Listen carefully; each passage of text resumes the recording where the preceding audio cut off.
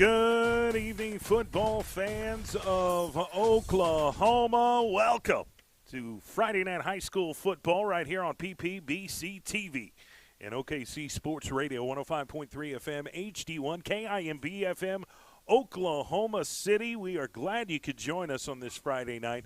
Our title sponsors for tonight's football broadcast, SSM Health at St. Anthony.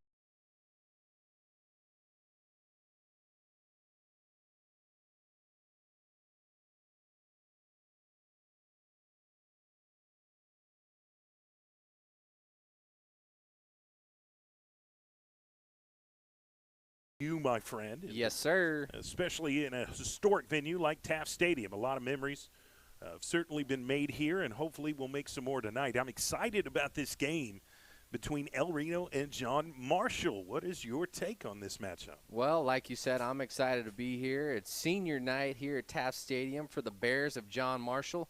When it's senior night, everybody takes it to another notch. You want to send your seniors out with a W. If you're an underclassman, if you're a senior, you got to get the dub. You got a lot of family in the stands. And then on the other side, you got the Indians coming to town, and they want to spoil senior night. Both teams are really hungry and eager to get a win tonight, so I think it's going to be one running the football, whoever has more success running, and also wins the turnover battle. Yeah, you know, a win in this district does a lot for the winning team going forward. I mean, we know how competitive Class 5A football is here in the state of Oklahoma. Every victory is earned, never given. And that's why we're here tonight. Head coach for John Marshall is Terrian Adams. El Reno's head football coach is Russell Cook. Both teams are in need of a W in a really bad way tonight.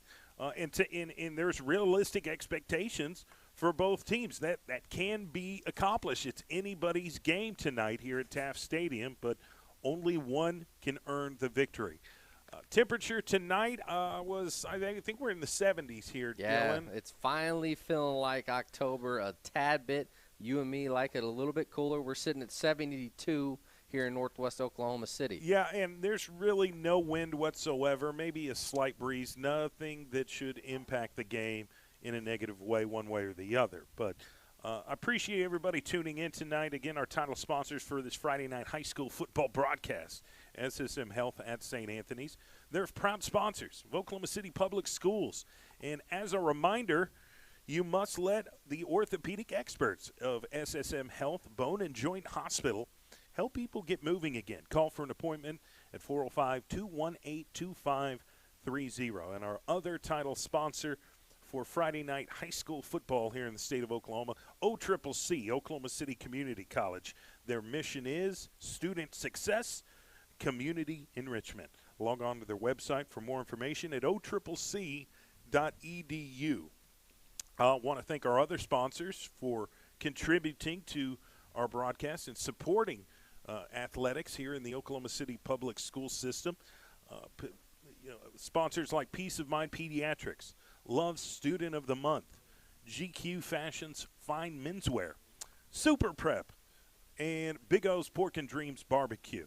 So we appreciate their contributions, and without the help of our sponsors, we could not be here putting a spotlight on these young high school athletes here in the state of Oklahoma and giving their families, their friends an opportunity to view them and hear them play the game of football. So buckle up. Kickoff's coming up next here on PPBC TV and OKC Sports Radio 105.3 FM. We've done the coin toss, and it looks like John Marshall will be receiving the kick to start this game. They're wearing kind of a smoky gray jersey, red helmets tonight. El Reno is in their dark blue pants, white jerseys, dark blue helmets. So that's what we're looking at here. If you're listening to us live here on OKC Sports Radio 105.3 FM, feel free to download the app and watch the game straight from your mobile device, PPBC TV. Free to download for everybody, iPhone, Android, it doesn't matter. All right, there is the kick deep onside, caught at the 22, bringing it out to the 30, cuts back inside, still on the 30, gets to the 35. Now he's right at the 40. I think they're going to mark him at the 39. And John Marshall will have their first possession on offense at their own 39-yard line. It'll be 1st and 10 for the Bears. What does the Bears need to do early in this game to get some points on the board and then strike first against this El Reno football team? Well, they need to build off that momentum. That was a nice little kick return on the deep pooch. Number 8, Andrew Powell, takes it across the field, gives his offense a really nice start. They're at about the 39-yard line on their side of the field. This is something that you can work with. So we'll see what the quarterback can get going here. And it looks like it's going to be we do have a penalty to start the game, but number 5, Sean Powell, is going to be your starting quarterback tonight for the John Marshall Bears.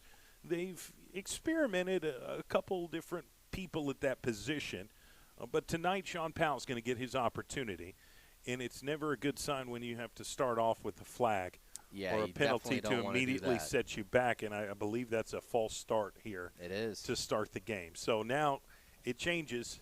You haven't even been able to execute the first play of the game, but you're starting off a 1st and 15, and now you're at the 34-yard line. Yep. Self-inflicting wounds will kill your team. They will kill your momentum. Shotgun formation, 4 receivers set, 2 on each side. 1 man in motion. 3 on the far side. Ball is snapped. Powell throws. Out route. Incomplete. Tried to hit his receiver on an out route. That's number 12, Cameron Marshall.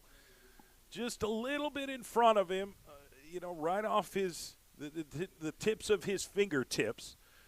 And so it'll be 2nd down and 15 from their own 34. Yeah, if Marshall goes up with 2 hands instead of 1, I think he catches the football. And there was some green to work with. It could have been a successful play, but he tried to be a little fancy and one-handed. 3 receivers split, 2 to the left side, 1 to the right, 1 running back behind quarterback Powell. 1 man in motion. Ball is snapped. They're going to hand off to the running back, who's quickly brought down. Well-defended play by the El Reno Indian defensive line. That's going to be a 2-yard loss. I couldn't tell if that was the linebacker who hit the A-gap and just got through, or if it was the defensive tackle that just broke through. Either way, they got some penetration and destroyed the play. Well, I got you, brother. It was the D tackle, number 64, Eric Parker, blew up the play in the backfield to make it 3rd and very long for the Bears. Now, Sean Powell is calling out the play at the line of scrimmage. Everyone's kind of bunched up together. He's got 5 receivers split. Ball is snapped. Powell quickly gets rid of it. Incomplete. Tried to get his receiver on a crossing route. Didn't get very deep up the field, but neither way, the catch was not made. So now it's 4th and 17, and it's going to force John Marshall to kick the football, punt the football to be specific. Yeah, even if he did catch that football, there was nowhere to go. There's 3 El Reno players right around it. So it's going to be a quick 3 and out for John Marshall. They're going to punt the football, and back to return for El Reno is going to be number 21, Xavier Carty, one of the captains. High snap, but he catches it, and he does get the punt off, but it did not go very far at all. And, in fact, it's still in John Marshall territory at the 49. The 48-yard line. So already really good field position for the El Reno Indians. 1 or 2 yards into my apologies. It is the 43-yard line. 43-yard line is where the punt landed, and they downed it there. So El Reno is going to have a 1st and 10 situation here for the first offensive possession at the John Marshall 43-yard line. So a really good field position.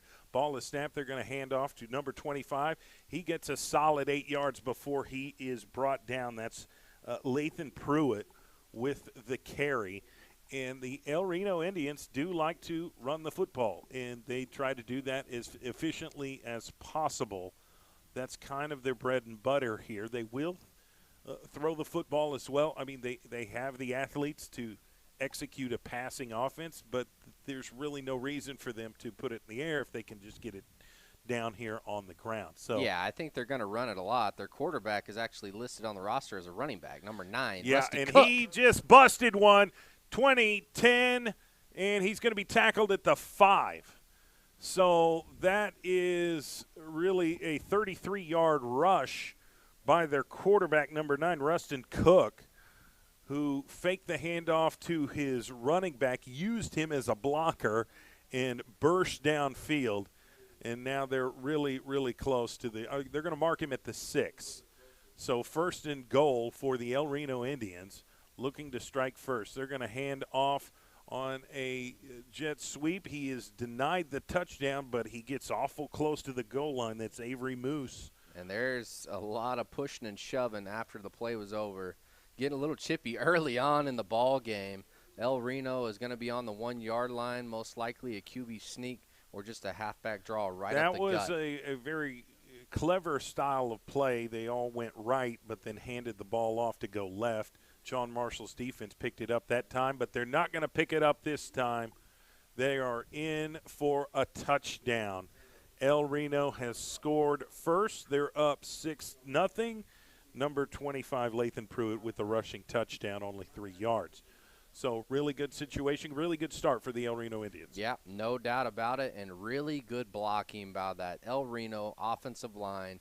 Every single play, massive holes to run through, and now they're going to come out in the good old swinging gate formation. Yeah, not often do you see teams really utilize the swinging gate to go for 2, but they're looking for a specific look defensively. And if they don't get it, they kick the extra point. That's what's happened here. Now, there is a flag on the play, and it looks like it's going to be declined. Could be an offside and an encroachment here, but looks like it's going to be resolved here pretty quick.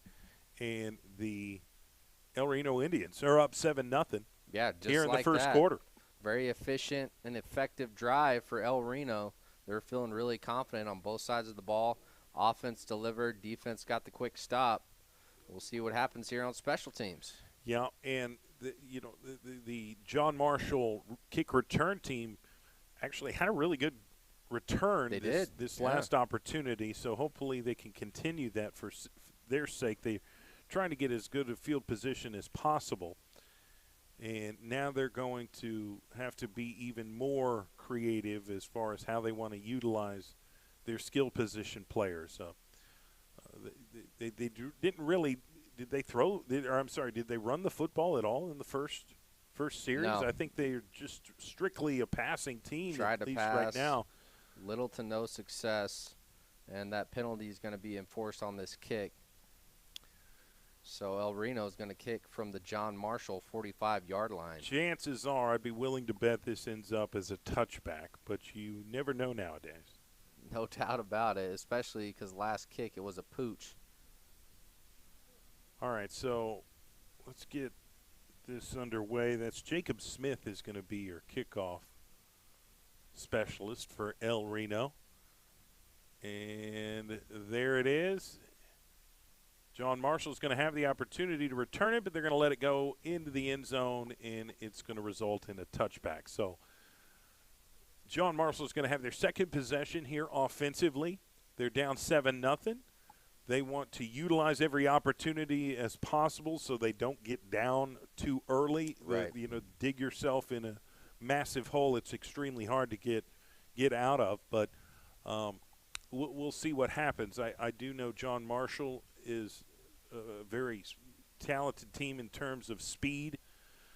That's kind of their forte, is to get players in space and allow them to make up yardage and use their skill set to, get upfield. Right. And so that's what they're trying to do. Shotgun formation here. T.J. Fisher is going to be the running back this series for the Bears. Now they're going to move some people around. Sean Powell waiting on the snap here. Shotgun formation. Ball is snapped. He's going to run left. Looking for did he hand it off? No, it was a speed option to the near side of the field, but the defensive end played it safe and lights the quarterback up for a 1-yard loss on the play. And he wasn't able to pitch. There was nowhere to go with the option. All right, so it's going to be actually a 2-yard loss. 2nd and 12 for John Marshall. They line up in the shotgun formation. 2 receivers on each side. They'll move him around, especially the slots. Ball is snapped, hits the running back in the flats, and he gets smoked. He bobbled it for a minute, was able to come down with it, but that allowed El Reno to kind of recognize the play and get there to the edge as quickly as possible and make the tackle. So I don't think he got back to the yard. No, it's going to be a loss. Line of scrimmage here. Yep. Big-time hit by 21, Xavier Carty, the senior receiver and DB for El Reno. Also their punt returner. 3rd and 12 here for John Marshall. Just under 8 minutes, 15 seconds left in the first quarter. We've still got a lot of football to play here under the Friday night lights. Ball is snapped. Powell looks to throw. Has some time. Throws. Incomplete. Hit the receiver in the hands. Bounced off. Almost got caught by the outside receiver who came back inside. If he came back inside just a foot closer, he'd have probably caught that and taken it to the house. I agree. If the tip drill worked in favor of the Bears, and we're talking about a touchdown, but that's not the case, so it's going to be another 3 and out. The punt team is on the field for John Marshall. El Reno ready to receive. And we got number 21 back there, Xavier Carty. We just talked about him earlier. Now, I was a little concerned about the punt snap this last time, and it's over his head. I'm concerned again. The broadcaster's jinx. There was merit to my concern. It was a little high last time, and you needed to kind of refocus and get that snap down to where the punter can catch the ball. Unfortunately, that went right over his head and is now a safety. So that gave 2 points to El Reno. The score is now 9-0, and now John Marshall's going to have to punt the football back to El Reno. That's the worst thing to happen is when you get points and you get the ball back, and that's why safeties are so tough to. They're critical in come every back single from. level of football.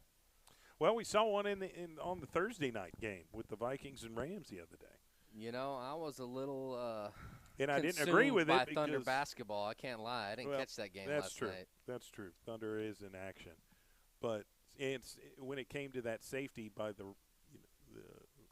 Rams got the safety on the Vikings, it was a face mask penalty that didn't get called. It was really bad ending in that Thursday night game. But that's neither here nor there. We'll see what the John Marshall Bears can do here on defense as they kick the ball back to the El Reno Indians, who have a 9-0 lead here in the first quarter. And back deep is Xavier Carty, but there's several players ahead of them. He's got 2 other players that could possibly return, one of them being Kobe Little. If I'm John Marshall, I'm not kicking the ball to Xavier Carty. This kid is an all-around athlete. He's a problem in open space. And kind of a deep onside. Caught it at the middle 50-yard line, 45, 40, and then he's going to be brought down. Actually, before he got to the 40, right around the 42, one of the blockers actually snagged it right out of the air. He sure did. And he did not hesitate. He took off running, got some, good yardage on the play, and they're already starting out this drive in Bear territory. Yeah, I thought that they were trying to kick it over his head, but, squib it down the middle of the field so El Reno wouldn't have that good of an opportunity to return it far. But that, again, wasn't the case here. So El Reno's going to get another possession here on offense, shotgun formation. Running backs on his left and right side. Ball is snapped. Hands off to the right side for the running back. He gets tackled after about a 6-7 yard gain. That is number 17, Avery Moose, with the carry. They'll use several different running backs. They'll bring in receivers as on a jet sweep type thing to where they'll give them the football in different ways. Yeah, they like to keep that defense honest with all the different looks. Look at this formation. Diamond formation.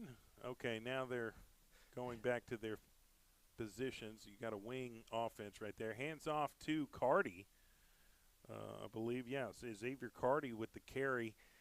I think he got the first down. It's awful close. He needed 5 yards. Might be half a yard. Yeah, I think short. he's a yard short here, so it's going to be 3rd and really, really short.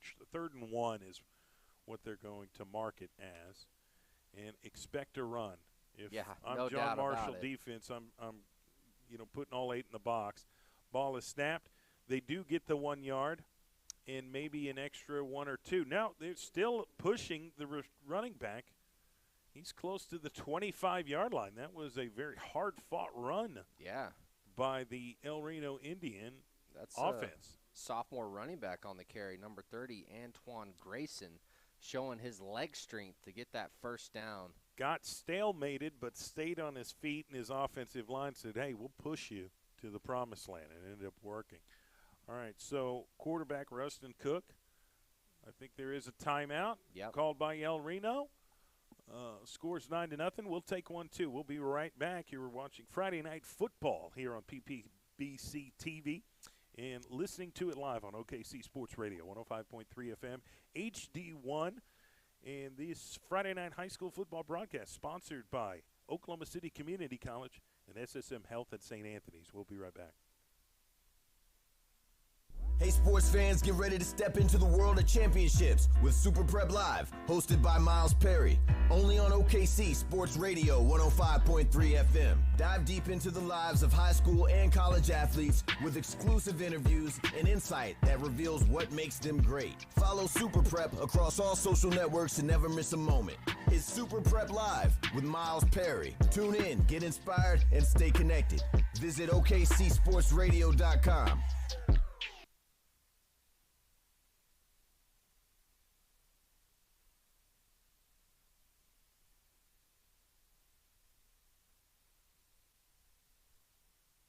And we're back. Friday Night High School football here live from Taft Stadium here on PPBC TV at OKC Sports Radio 105.3 FM, HD1. El Reno just faked the handoff, and the quarterback sneak right up the middle. Not necessarily a sneak, but it was a draw running play designed for the quarterback upfield. Got about 5 yards on the play. I believe it's going to be 2nd and 5, maybe 2nd and 4. They're going to say a 6-yard gain here. Just under 6 minutes left here in the first quarter. El Reno's got the football and a 9-point lead. They're up 9-0 on John Marshall. Double tight. Now they're going to move some El Reno Indian football players on the right side. Fakes the handoff again, and it's going to keep it. And he's got a first down. Yeah. Another first down for El Reno. Nice quarterback keeper on that read option play by Rustin Cook. He's showing off his speed. He's showing off his strength in between the tackles, and the chains are moving once again for El Reno. They're not trying to be too creative. This is really just smash mouth football. Blocker on that. Yeah. Blocker on blocker, and we're going to move you out of the way and get upfield, and that's kind of what El Reno's doing right now. 1st and 10 on the 14. Ball is snapped. Now they hand off to the running back on the right side. He bursts upfield, gets to the 5, and he's going to be tackled at the 4. So that's going to be a first down, I believe. 1st and goal. Really close to it. It was 15. Dalen Pruitt on the carry that time, the senior running back. Well, they're going to mark him a little short here. 2nd down and 1, I believe. So we'll see what happens here. They need 1 yard for a first down, but they need 5 for a touchdown. Calling out the cadence. Man, look at this tight formation. Look to change the play at the line of scrimmage. Gets the ball to the running back. Right up the gut. Touchdown, number 31 for El Reno. And we don't have him on the roster here that we have in place, but it is a touchdown for the El Reno Indians. They go up 15-0, 6-yard carry by number 31.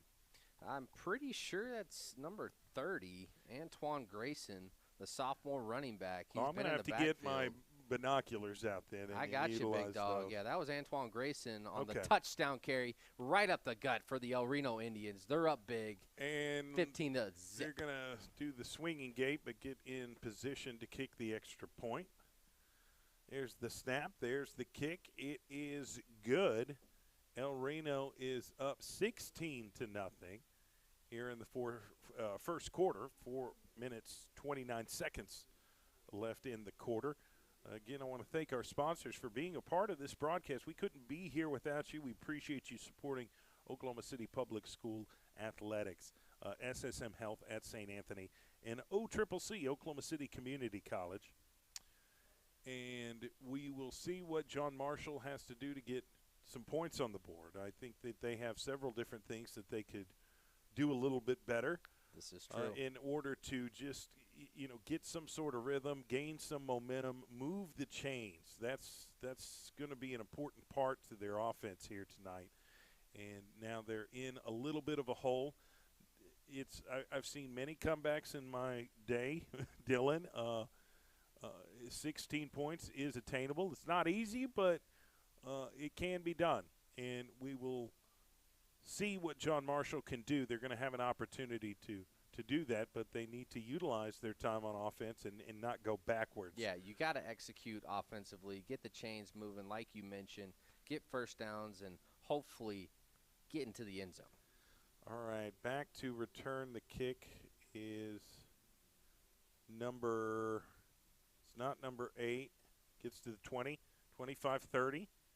35, still on his feet, 40, and gets tackled right around the 42-yard line. Heck of a return by that young man. I'm trying to get his number, 15. 15, man. That is Javonte Holmes.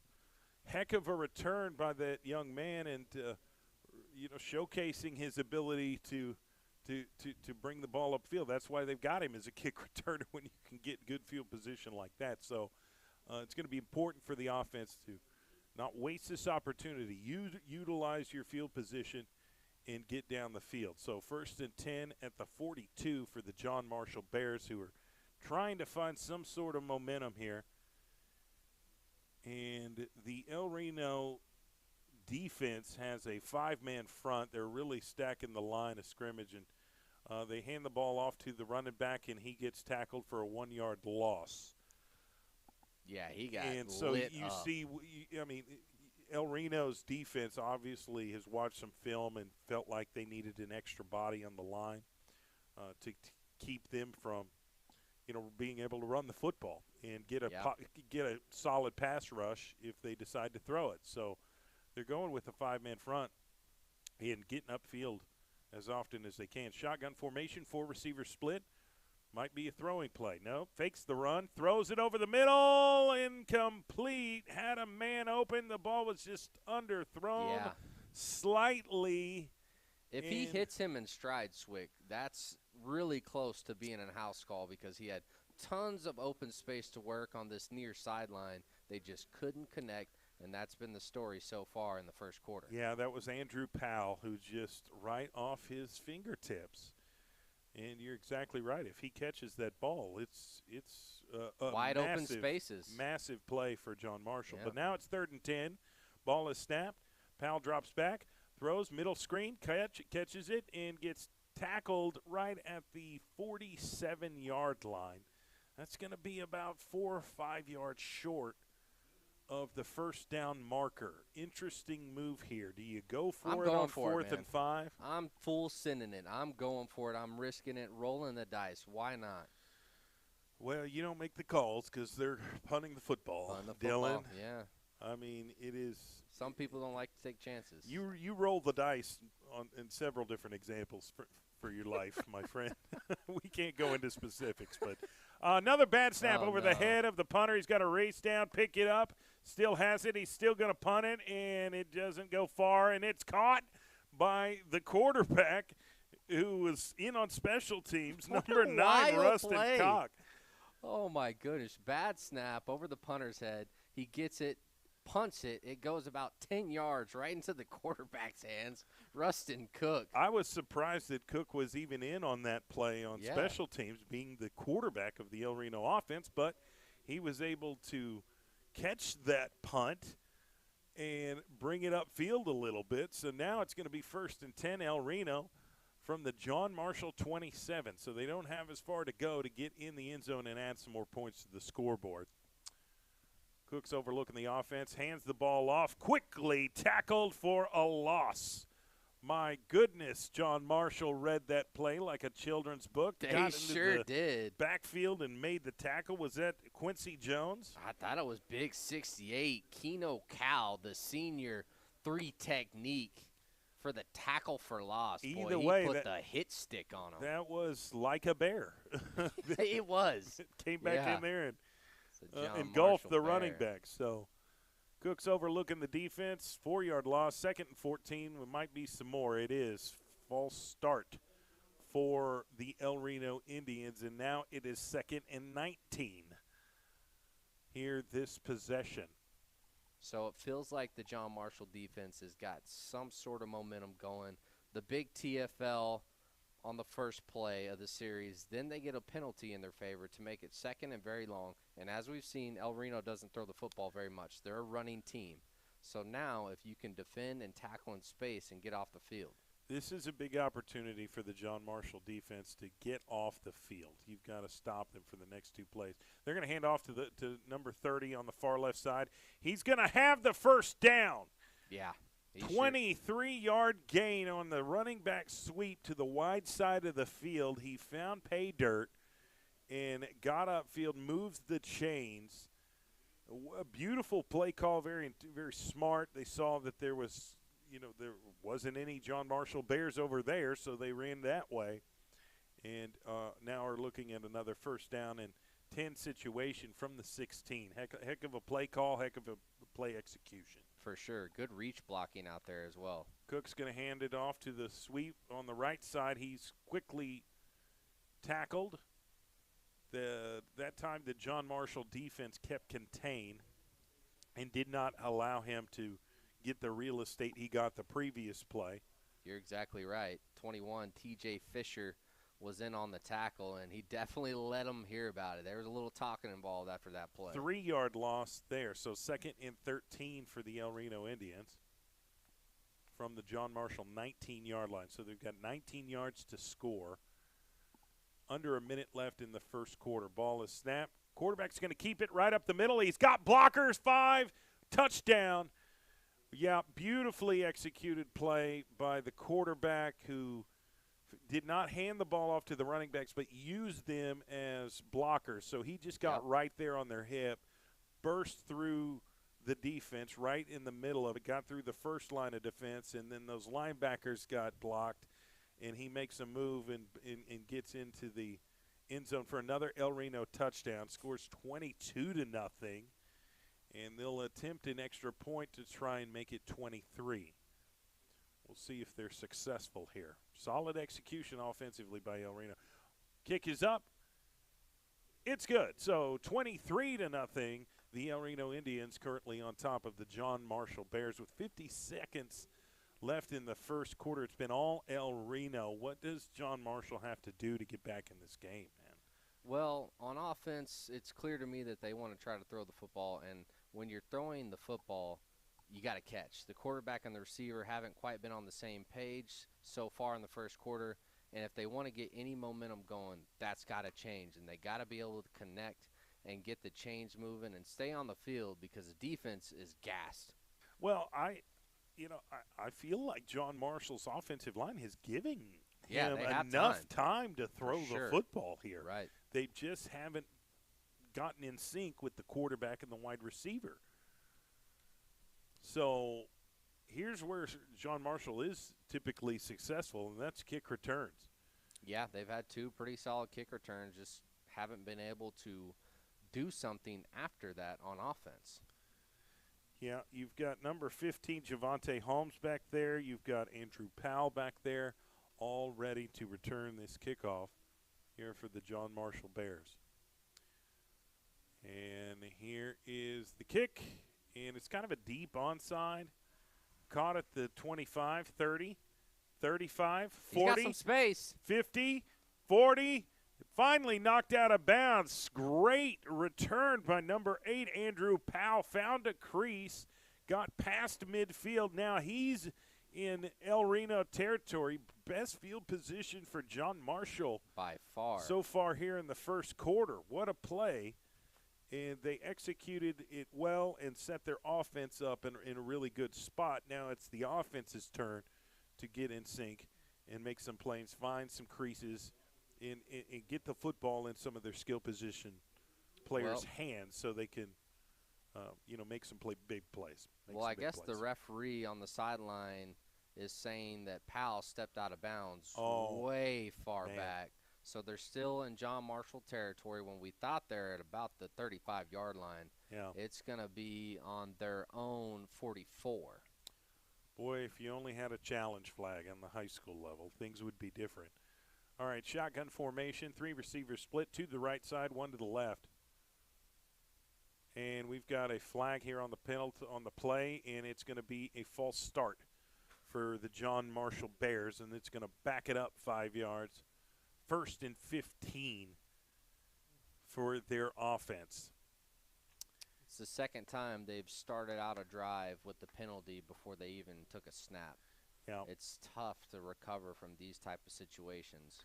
Now you've just got to be even more efficient with your execution here.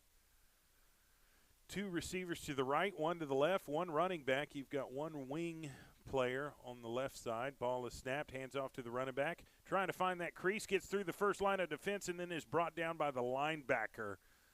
Solid read by the El Reno linebacker and got to the ball carrier pretty quickly and was able to bring him down.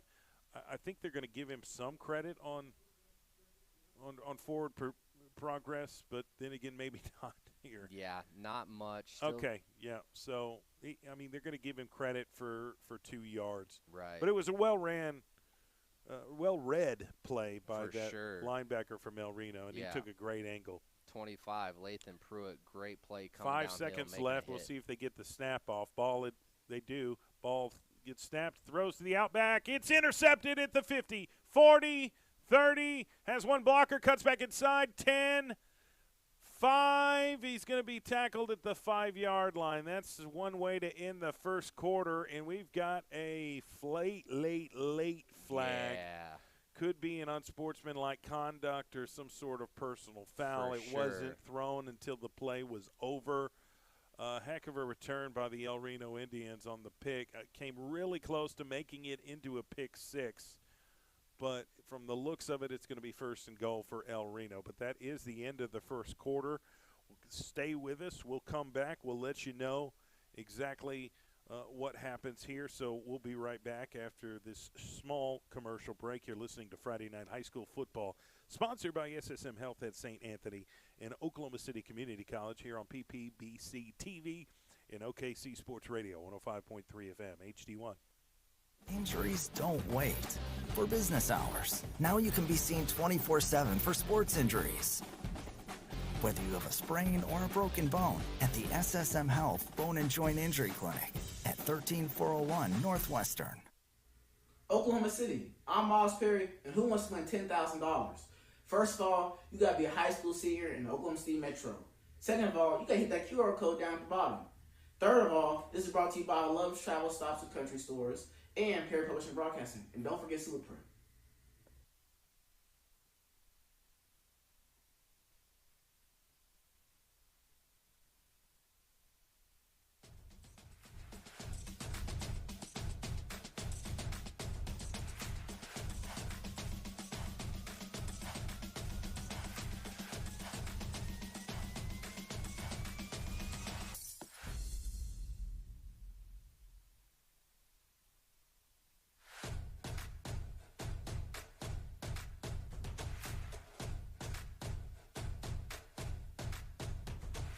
And we're back. Second quarter about to be underway here live from Taft Stadium. John Marshall, El Reno, Friday Night High School Football here on PPBC TV and OKC Sports Radio 105.3 FM. HD1, it's Friday Night High School Football broadcast sponsored by SSM Health and Oklahoma City Community College. We appreciate you staying with us. We've got a 23-0 score. El Reno's on top. John Marshall right now, 23-0. They've flipped the side of the field to the end of the first quarter, and they're trying to get this ball spotted here correctly. And I guess that I guess the penalty's on El Reno. Yeah, the penalty was on El Reno. They intercepted the football, got it all the way down to the 5. Now it's at the 20. So there was a late flag there, and now they're penalizing El Reno. So still really good field position, but there is a difference between 20-yard line and 5-yard line. Yeah, no doubt about that. Maybe number 4, Shiloh Whiteshirt, was talking a little smack after his interception You know how teenagers are. They're pretty cocky, and they like to talk a lot of trash. Yeah, that's, needs to be reeled in a little bit sometimes. And, you use these situations as learning moments to get better and hopefully not repeat the same mistakes that you've made in the past. But, with this game of football, it's a contact sport. Yeah. Emotions run high. You want to win. Both teams really are in need of a W, but only one can get it tonight. Right. This is a district game, so it means see. a lot. Sweep to the running back on the left side at the 20, cuts upfield. Did not get very much. It was well maintained by number 22 of John Marshall. Made the tackle, Quincy Jones. Kept contained, allowed a little bit of positive yards upfield, but not much on as we've seen earlier. So it will be a 3-yard gain for El Reno. 2nd down and 7 for them. Yeah, and the Bears have showed some signs of tackling well, but they've just been on the field so much due to the lack of offense that they're just gassed, man. We'll see what they can do after that quarter break. Quarterback Rustin Cook is going to keep the ball up the middle. 10-5 touchdown. He scores again on a designed quarterback run right up the gut. And the defense really did fall for the fake, and he executes that play very well and sells the fake. They bought it. He had room to run right up the middle and gets another touchdown for the El Reno Indians. The current score is 29-0, and they can make it 30-0 if they kick the extra point. So now they're going to get set. Swinging gate is now closed. Did you ever run the swinging gate? We ran it a little bit back in my day, but never really utilized its potential. You're looking for a specific look up front. We ran it all through my high school career. Did you ever get the look that you're wanting? Sometimes, yeah. Okay. Because I always would get frustrated because I wanted to go for 2 on a swinging gate opportunity, but the opportunity never came. It was always well defended by our opponents. So either way, they didn't need to go for 2 on there. They just went for the extra point. Score is now 30-0. El Reno on top, and they've been a very strong offense here tonight. And honestly, they've made some plays on defense, obviously, with the interception to get them down in that area. And then the quarterback, Rustin Cook, has just been running very efficiently. I don't think we've seen them throw the football yet in Haven't this game. needed to, honestly. Right. Yeah, I mean, Rustin Cook, he's killing them with that read option. He scored twice on the exact same play. The quarterback keeper on the read option right up the gut. The O-linemen at the center and guards position are doing a phenomenal job at getting their blocks, creating an open lane for him to just run and find the end zone for multiple tutties tonight. And here's where John Marshall has found success, and that's kick returns. You've got James Allen back there. You've got Javante Holmes. You've got Andrew Powell. Several guys with some wheels on them. I mean, they can really utilize their speed and quickness to get upfield. And we've seen they've got vision, and they'd love to apply that same talent offensively, but they're struggling to get the ball in space. And they really haven't attempted very many running plays which is a bit surprising with all the speed that they have. I would probably try to run the ball a little bit more in this second quarter. Yeah. Well, now it's going to be even tougher because you're down 30-0. Right.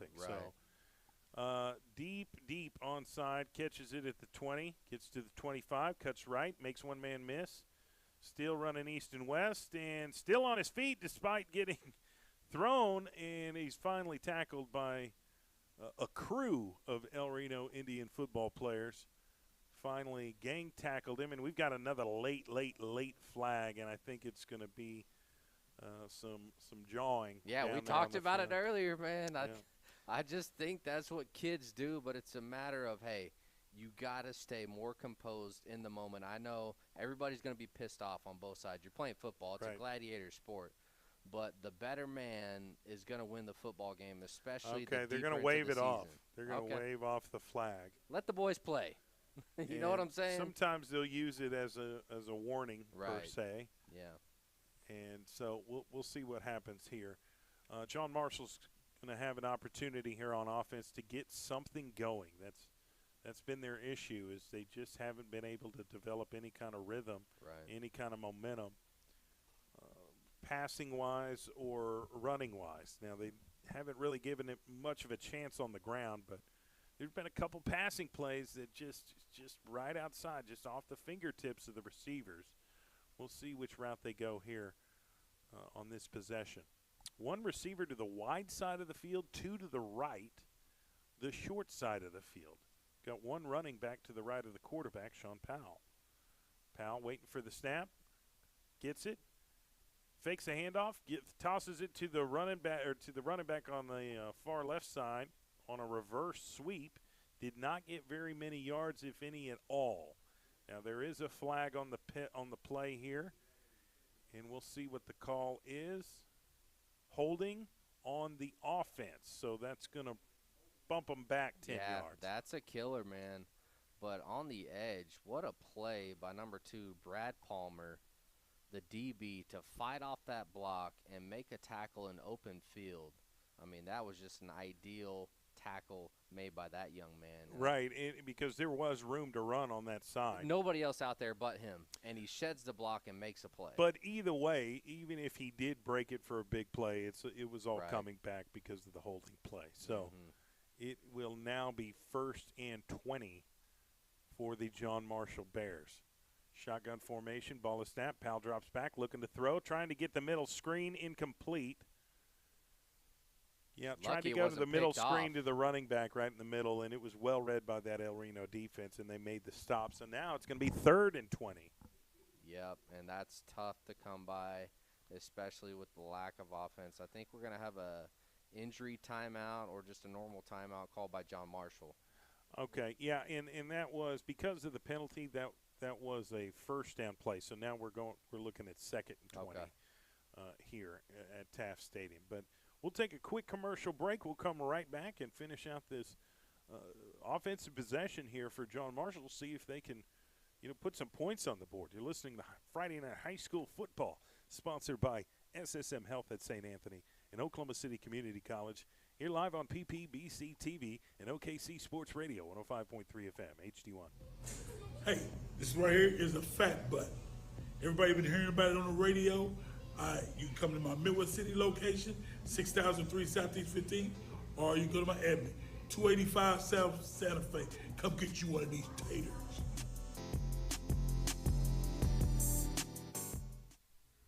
Oklahoma City, I'm Miles Perry, and who wants to win $10,000? First of all, you got to be a high school senior in the Oklahoma City Metro. Second of all, you got to hit that QR code down at the bottom. Third of all, this is brought to you by Love's Travel Stops and Country Stores and Perry Publishing Broadcasting. And don't forget Superprint.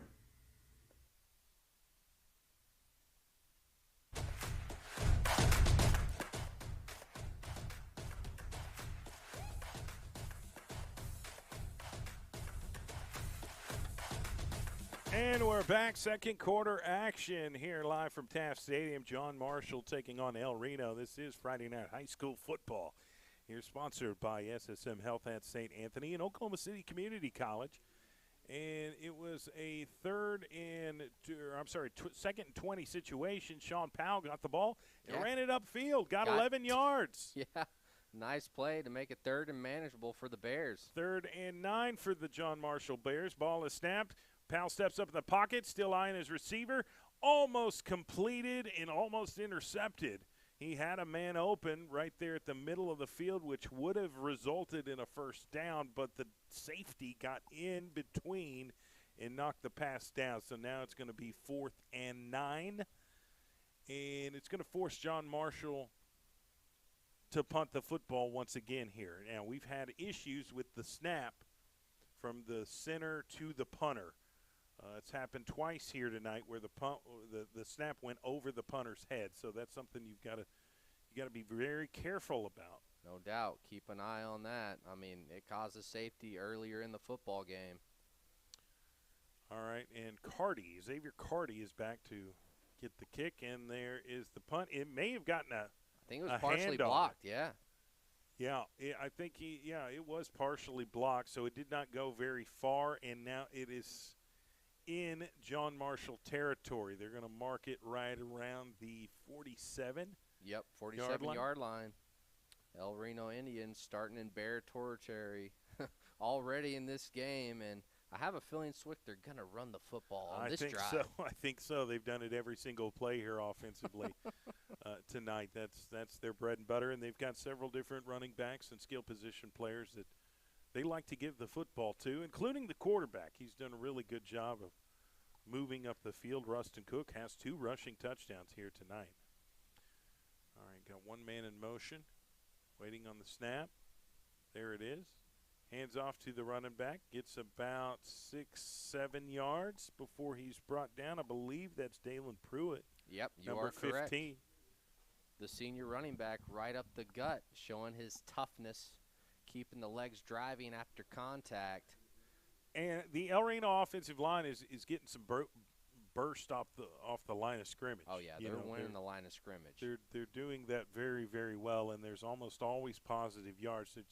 It's not rocket science. Now, they will kind of fool you with a fake every now and then, but they're executing the game plan pretty efficiently. Now we've got some wide receivers lined up on the left side here. Rustin Cook's in shotgun. Could we see a possible pass play? Ball is snapped. Nope, he's going to keep it himself, and he got about 2 or 3 yards before he's brought down. I think it's going to be about 3rd down and 4 here for the El Reno Indians. Just about 9 minutes left in the second quarter. This is a big down for John Marshall to try to get their defense off the field. It's 3rd down and 5. This is the money down. You got to make a play and get off the field. Yeah, so here we go. Big 3rd down situation here for El Reno. They haven't been in this many 3rd down situations here tonight. Right. Now they're going to move some players over on the left side and go with the running back sweep to the left side. He cuts upfield, has the 1st down, and is tackled. Shoestring tackled, and a late flag. Could be on El Reno here. Yeah, I'm wondering what it was because it was thrown late after the tackle was already made. I don't know. I feel like I saw a chop block. Maybe so. Let's see what this looks like. The call Indian players. It is going to be on back. El Reno, and it's going to come back. It's a holding call on the Indians. So that's going to bring him back, and they're going to replay the 3rd down. So here we go. John Marshall defense. What do you got left in the tank in this second quarter of football? It's 3rd and long for El Reno. They're not known to throw the football, so they're going to probably try to run it. So come downhill, make a tackle, get off the field. Well, I don't think that they're afraid to go for it on 4th down either. This is true. So if they can just get close, I think that they're more apt to, make that call. We'll see. Right. 3rd and 15, ball is snapped. Quarterback's going to throw, has a man, and almost intercepted. It's an incomplete pass, but out there on the far left side is Andrew Powell, and he did a great job of deflecting the pass, knocking it away, and preventing the big play there for El Reno. So great job by the John Marshall defense. Forces a 4th down, 4th and 15. Now the El Reno Indians are going to kick the ball. Punt the ball, if you want to be specific, to the John Marshall Bears. 8 minutes, 5 seconds left in the second quarter. So back to return the punt is going to be number 9, and that is James Allen. James Allen does work out all the time. And yep, he's a senior captain. He has really prepared and put in the work in the offseason and throughout this year. Here's the punt. Really high, not too far, and it's going to take an El Reno bounce and go out of bounds. Actually, they may have recovered it on the far side of the field. Yeah, one of the John Marshall players just jumped on it to avoid it bouncing any further. Well, I mean, if you get in a situation where you don't know if you touched it or if a teammate's hey, just get on the ball. Yep. Get on the ball. Better play. to be safe. Yeah, be safe about it. So they're going to mark it at the right around the 20-yard line. I think they're going to mark it at the 22. So John Marshall's going to have an opportunity to cut the deficit in this football game. The score's 30-0, El Reno. But John Marshall is starving for a touchdown. They want to put some points on the board. And they've had some missed opportunities through the air offensively, but it can all change. They've been very close. This is a game of inches, and if a couple of those passes are a couple inches closer to the receiver, he's catching it, and they're gone. Agreed. So we'll see what happens here. Sean Powell overlooking the defense. He's the quarterback for John Marshall. Gets the snap, hands off to the running back, and boom, he's hit in the backfield. Number 60 for El Reno makes a really good tackle. Omar Tristan penetrated, got right through that offensive line and met the running back face first. Yeah, TFL by the big fella, Omar. He means business, and he made him pay on that last 3-yard loss for the John Marshall Bears, and that's not the direction you're trying to go. So now it's 2nd and 13. Got a bunch of receivers out there. 3 on the right side. I'm sorry, got 1 man in motion, so 2 on the left, 2 on the right. Sean Powell's overlooking it. He's looking at a 5-man front, so somebody should have an opportunity to catch football. Ball is snapped. Powell throws, out route, incomplete. Just hit off the fingertips once again of Andrew Powell. Yep. The wide receiver for the John Marshall Bears. I'm sorry, that's Noah Belton, number 6, was the intended receiver on that specific play. Brings up 3rd and 13. They honestly caught a break on that play because Xavier Carty almost caught it for an interception on the tip drill, and there was nobody in between him and the end zone. All right, 1, 2, 3, 4, 5 receivers. And we've got a timeout here called by John Marshall. 7 minutes, 1 second left in the second quarter. We'll take a quick timeout. You're listening to Friday Night High School Football here on OKC Sports Radio, 105.3 FM, HD1, streaming live on PPBC TV, sponsored by SSM Health at St. Anthony and Oklahoma City Community College. We'll be right back. Hey sports fans, get ready to step into the world of championships with Super Prep Live, hosted by Miles Perry, only on OKC Sports Radio 105.3 FM. Dive deep into the lives of high school and college athletes with exclusive interviews and insight that reveals what makes them great. Follow Super Prep across all social networks to never miss a moment. It's Super Prep Live with Miles Perry. Tune in, get inspired, and stay connected. Visit OKCSportsRadio.com. Injuries don't wait. For business hours, now you can be seen 24/7 for sports injuries. Whether you have a sprain or a broken bone, at the SSM Health Bone and Joint Injury Clinic at 13401 Northwestern. Dropped it, picked it up by the offense, so it won't be a turnover on downs, but it does bring up a 4th and 13 situation here for the John Marshall Bears. Unfortunate, ran a pass play. Sean Powell, the quarterback of the John Marshall Bears, dropped the football but was able to immediately jump on it. And now it's going to force the John Marshall Bears to have to punt the football once again to the El Reno Indians. El Reno's up 30-0. 6 minutes, 25 seconds left until the second quarter.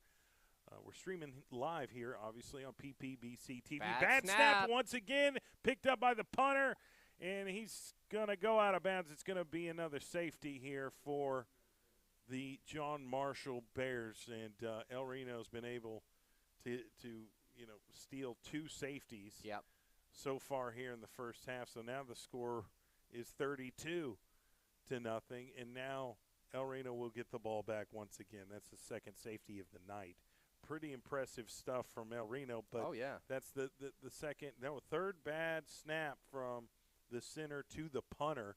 Went right over his head. That's been an issue we've had all night long here, and it sets this John Marshall team up in a really bad way, and it's going to be hard for them to get out of this deficit here, down 32-0. But 6 minutes, 15 seconds left until second quarter. We still got a lot of football to be played, so anything can happen. But it's been play after play made by the El Reno Indians, and credit them for their preparation and their execution. That's all you can do. Yep, they're taking advantage of their opportunities on those special team mistakes by John Marshall. They're dominating offensively. The O-line is doing a phenomenal job blocking and creating the lanes for the running back and quarterback.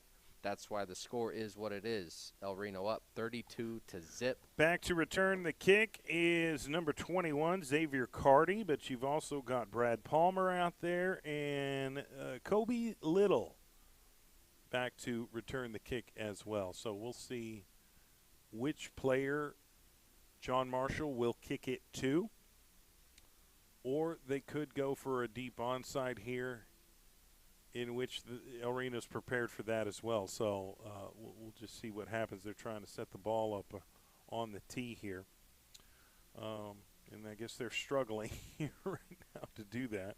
Yeah, it might be a little windy down there. That normally happens in the state yeah, of Oklahoma. The wind has picked up. They're having somebody kind of hold the ball here so they can make the kick, and there it is, deep squib, and it's going to bounce right into Carty's hands. 35-40, 45-50, still on his feet. He's in John Marshall territory. 45-40, 35, and he's going to be pushed out of bounds. I think he got past the 30.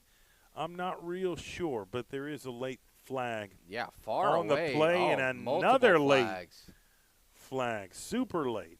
Yeah, it's getting chippy, and it's been chippy all night long, to be quite honest with you. Have to get the old binoculars out on this one. Yeah, I do not blame you. They definitely come in handy up here in the nice press box at the legendary Taft Stadium. Right, and just from the body language of the referee crew, okay, holding on El Reno. Okay. And another penalty, which is a block in the back on El Reno. So you can only accept one, and so that, they'll go with the holding penalty, and it'll bring it back quite a bit. So it's bringing it back a lot of bit. Yeah. And the penalty is what killed El Reno's last drive when they converted on first, but it was a holding penalty that brought it back. They couldn't get it on the third down, punted the football. So now we're seeing penalties again play a role for where this Indians offense has to start the drive. Right, and I mean, El Reno has been very successful running their offense, but they have committed some mistakes, made some mistakes with the penalties, and earned a little bit too much laundry on the field for their liking here. But they are in good position in this game. Rustin Cook overlooking the defense. John Marshall really stacking the box. They're going to hand off the football to the running back. Gets through the first line of defense, but not the second one. So I think they're going to credit him for maybe a 5-yard gain right up the middle. Yep. For the El Reno offense. It'll be 2nd and 5. And yeah, nice strong run by Antoine Grayson to the right side in that B gap to make it about 2nd and 5. Like you mentioned, they just want to keep dominating the line of scrimmage with their O-line play and then letting their skills positions do the rest. Right at the 49-yard line, right smack dab in the middle of the field. Rustin Cook moving some of his teammates around. Now he's going to hand the football off on a sweep, and he can't get anywhere. It's going to be a 1-yard loss. Well played by the corner and the outside linebacker for the John Marshall defense. They saw he was trying to get to the outside. They prevented him to do that and took a great angle and made a tackle for a loss. So it'll be 3rd and 6 here for the El Reno Indian offense. Just under 5 minutes left in this second quarter. Stay tuned for our halftime show here tonight on PPBC TV and OKC Sports Radio. Bunch formation. Bad snap over the head and fight for it. And could it be recovered by John Marshall? Yes, it is. Wow. Yes, it is. Game-changing play for the John Marshall Bears. They needed something to happen. They needed to go out there and earn a turnover, take the ball away from El Reno, and they took advantage of that bad snap. I like that they didn't even look at the – you saw El Reno was about to try and pick up the football. They went and smacked. Yeah, he got lit up. The El Reno quarterback. He got lit up and said, get away from that ball. That's our ball. That's right. They recovered, and so now The John Marshall offense has possession and really good field position. We'll see if they can get something going here offensively. 3 receivers to the wide side of the field, 2 receivers to the right, 5 receivers, empty backfield, ball snapped. Powell's going to run. He decided to bring it upfield, and he's going to get about a 6-yard gain right up in the middle of the field. El Reno's defense was too busy trying to account for all of the receivers that were eligible. Yeah, and they took care of that. There was nowhere to go with the ball. Powell went through his progression, nowhere to go, so he takes off running a good chunk of yardage to make it 2nd and 5. Yep. And so Sean Powell is not much substitution. We might see a 5-man receiving core here again. You're going to have 3 on the left side and 1 on, so it's a 4-receiver set here. Tried to get him off sides, didn't happen. Tried to hit the slot receiver on in the flats, incomplete. Almost was intercepted by what seems like a defensive tackle. I think 55. The receiver heard footsteps, and that's probably why he didn't catch the football, because he was most likely going to get lit up if he does catch it. 3rd and 4 here for John Marshall. They're at the El Reno 32-yard line, trying to get on the scoreboard, trying to get in the end zone. I say this is definitely 4th down territory if you're John Marshall. For sure. I'm with you on that. Sean Powell waiting for the snap. 1 man in motion. Gets it, drops back, looks to throw. Middle screen, complete at 30. And he's going to be tackled right around the 35. That's a 1st down for the John Marshall Bears. It sure is. Well played by that offense to come up with the screen in the middle. The O-line was there. They fooled them. The defenders went for the quarterback, and they come up with that 1st down play.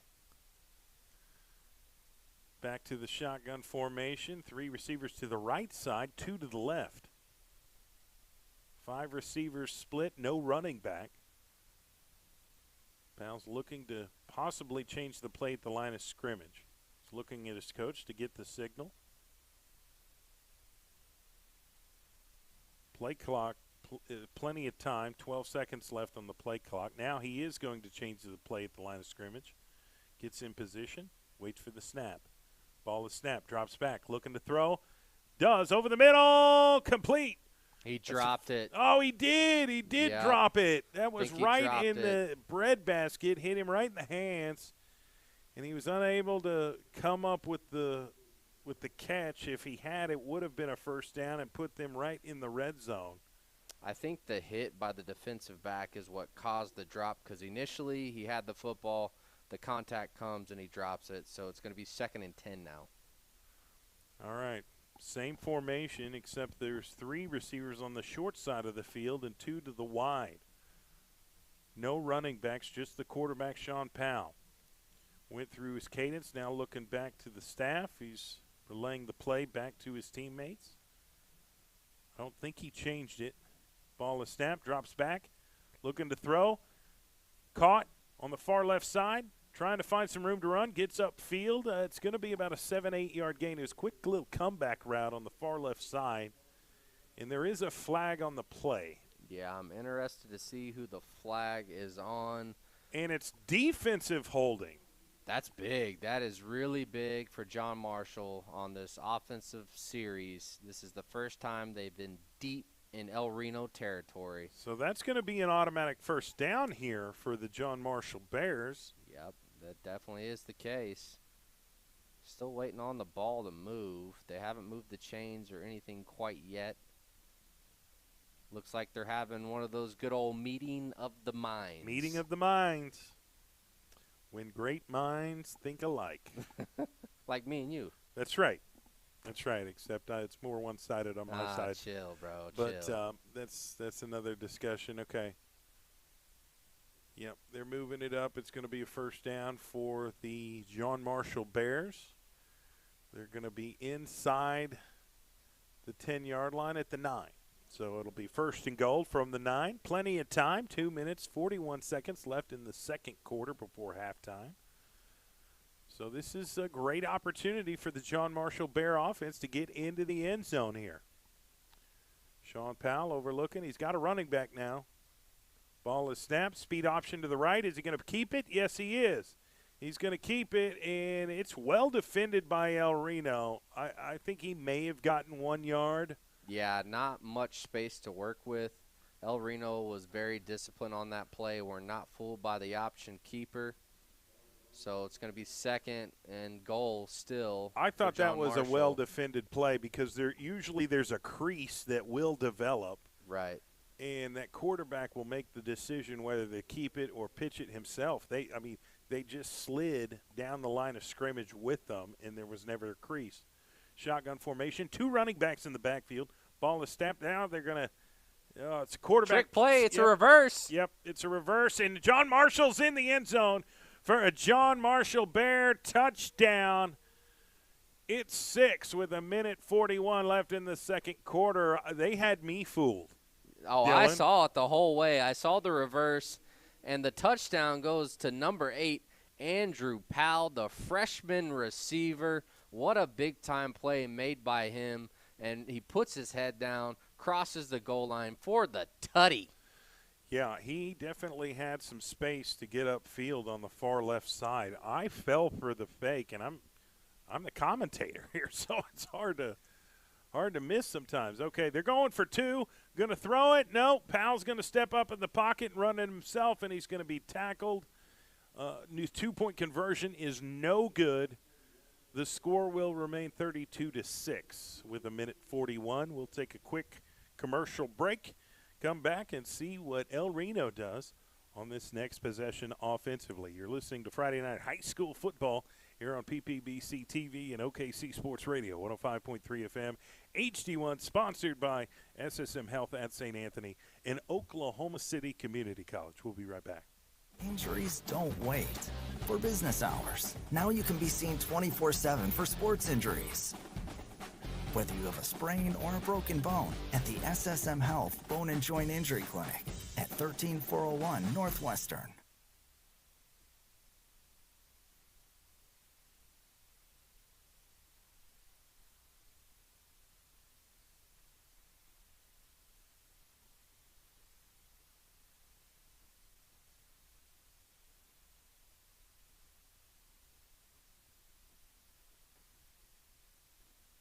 Welcome back. It's towards the end of the second quarter here on Friday Night High School Football, live from Taft Stadium. El Reno 32, John Marshall 6. John Marshall just got on the board with about a 4-yard touchdown on a reverse. Yep. 2-point conversion was no good. Now they've got to kick the football back to El Reno with 1:41 left in the second quarter. Plenty of time for El Reno. They have only attempted 1 pass this first half, but they've really relied heavily on their quarterback to run the football.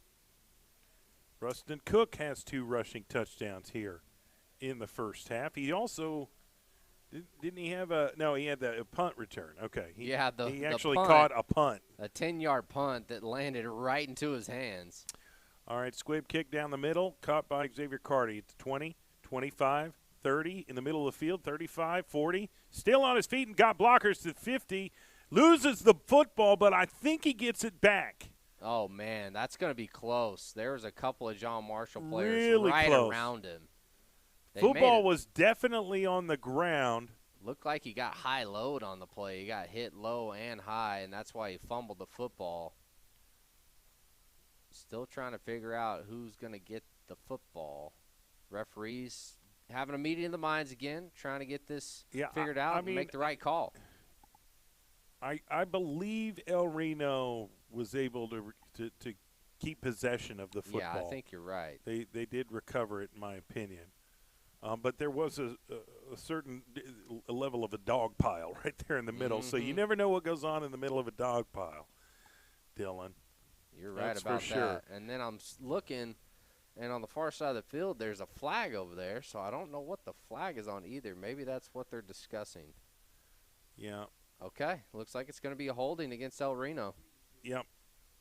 Yeah, El Reno's been committing some penalties here late this first half. A lot has happened here in the second quarter. They've got a significant lead, so it's not necessarily hurting them really bad, but you don't want to get in the habit of committing penalties at any point in the game, no matter what the score is.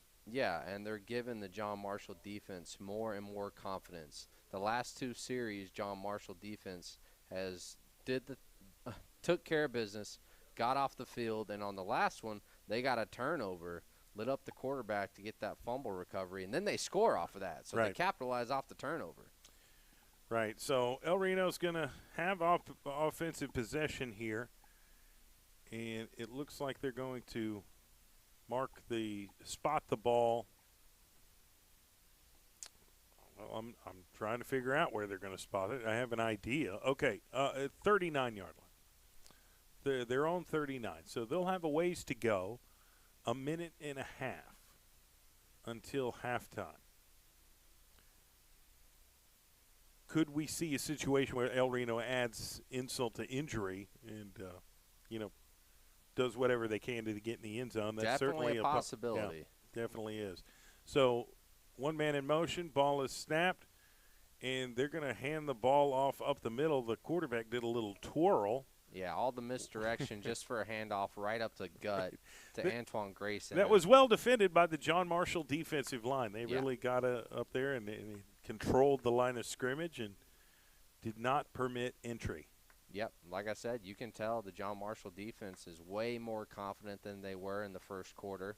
They're starting to feel it, and they're making plays left and right. All right, right back to the line of scrimmage, 2nd and 10. Ball is snapped. Cook hands off. No, Cook's going to keep it, and he got about 2 or 3 yards before he's brought down by the linebackers of John Marshall.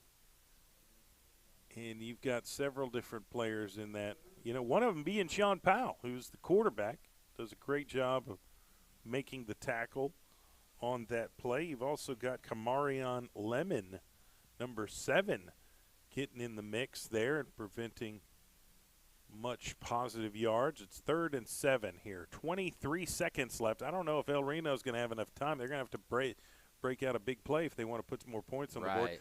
Sweep to the right side, has first down, and he goes out of bounds. Oh, my gosh. If he would have kept his balance and stayed in bounds, that might have been a house call. But he, gets forced out of bounds. It is a first down for El Reno. I just think time is working against them right now. Yes, you're exactly right. You did stop the clock with 12 seconds left here in the second quarter. Uh-huh. But that was a very close play. If he was able to get in bounds, and he's out of there. He's on the other side of the field doing his end zone dance. Yeah, if I'm El Reno's head coach, I'm calling a trick play right here. All right, they're going to sweep to the left side. He bursts upfield, finds a crease, still on his feet, got 9 yards. Can he get 10? He's really close. I don't think he got half a yard short of the first down. He didn't get the first down there, but that's the end of the first half here. That'll do it. At Taft Stadium. Score is El Reno 32, John Marshall 6. And John Marshall, I believe, is going to get the ball here to start the second half and try to get this comeback underway. So some interesting second half football here in a little bit. Stay tuned. We will highlight some first half things that happen in the game. We'll talk about adjustments that need to be made in the second half. We'll update you on some scores from around the state of Oklahoma and other high school games. But stay with us. Keep it locked here to OKC Sports Radio 105.3 FM, HD1, and streaming live on PPBC TV, sponsored by SSM Health at St. Anthony and Oklahoma City Community College. We'll be right back after this short halftime show. Injuries don't wait. For business hours, now you can be seen 24/7 for sports injuries. Whether you have a sprain or a broken bone, at the SSM Health Bone and Joint Injury Clinic at 13401 Northwestern. Hey sports fans, get ready to step into the world of championships with Super Prep Live, hosted by Miles Perry, only on OKC Sports Radio 105.3 FM. Dive deep into the lives of high school and college athletes with exclusive interviews and insight that reveals what makes them great. Follow Super Prep across all social networks to never miss a moment. It's Super Prep Live with Miles Perry. Tune in, get inspired, and stay connected. Visit OKCSportsRadio.com. Oklahoma City. I'm Miles Perry, and who wants to win $10,000? First of all, you gotta be a high school senior in the Oklahoma City Metro. Second of all, you gotta hit that QR code down at the bottom. Third of all, this is brought to you by Love's Travel Stops and Country Stores and Perry Publishing Broadcasting. And don't forget Super Prep. Hey, this right here is a fat butt. Everybody been hearing about it on the radio. You can come to my Midwest City location, 6003 Southeast 15, or you can go to my admin, 285 South Santa Fe. Come get you one of these taters.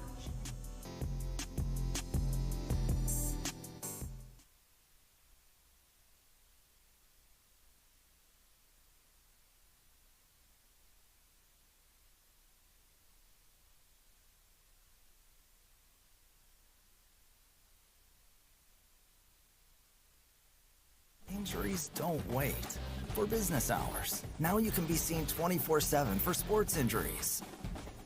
Whether you have a sprain or a broken bone, at the SSM Health Bone and Joint Injury Clinic at 13401 Northwestern.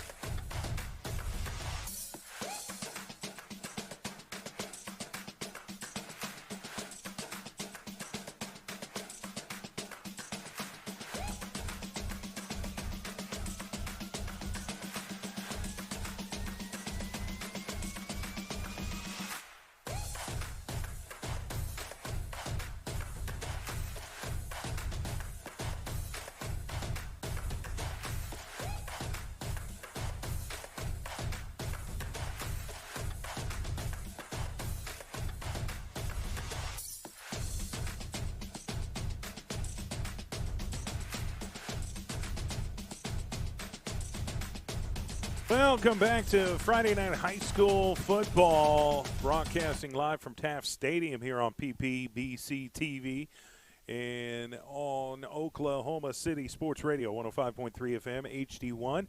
I'm your commentator, Jay Swick. My color analyst is to my right, Mr. Dylan Tribble himself, sponsored by SSM Health at St. Anthony and Oklahoma City Community College. We've just got through halftime. Got a score of 32-6. El Reno is on top of John Marshall, 32-6, and we're about a minute away from this second half. And first quarter was all El Reno. Yeah, all El sure Reno. Was. And really, halfway in the second quarter, it was still El Reno. They came up with a significant lead, but then John Marshall seemed to figure it out. They made some serious stops on defense. They got their offense going, scored on a reverse to get the 6 points, went for the 2-point conversion. It was unsuccessful, and so that's kind of how we've gotten here at this point right before the third quarter. What does John Marshall have to do to get back in this game? I know this is a far reach to come back 32-6, but they're going to give it their best shot. That's one thing that Terry and Adams, head coach of the John Marshall Bears, is instilled in these players, this never quit attitude, and they're taking it one play at a time. That's all you can do. And so you got to give them an A+ for effort here, and they've had some issues with the snap, typically to the punter, which led to some great field position for El Reno, led to a touchdown as well. 2 safeties as well. Right, 2 safeties because of that as well, too. So it's been kind of a rough night on that part of special teams. However, when you kick return team is out there for John Marshall, they do a good job of setting them up with good field position. It's just about executing from there. So you tell me, Dylan, what's your take? Well, like you mentioned, whenever they get that good field position on those kickoff returns, you got to create a drive and finish the drive with putting up points on the scoreboard. It's been rough for the first half, but most coaches are going to tell you, flush everything bad that happened in the first half and forget about it, and we move on. One-play mentality, and whenever you have that success like they did at the end of the first half, late in that second quarter, that's some things you can build off of, and the players start to get more confident, they start to play more free, and good things happen.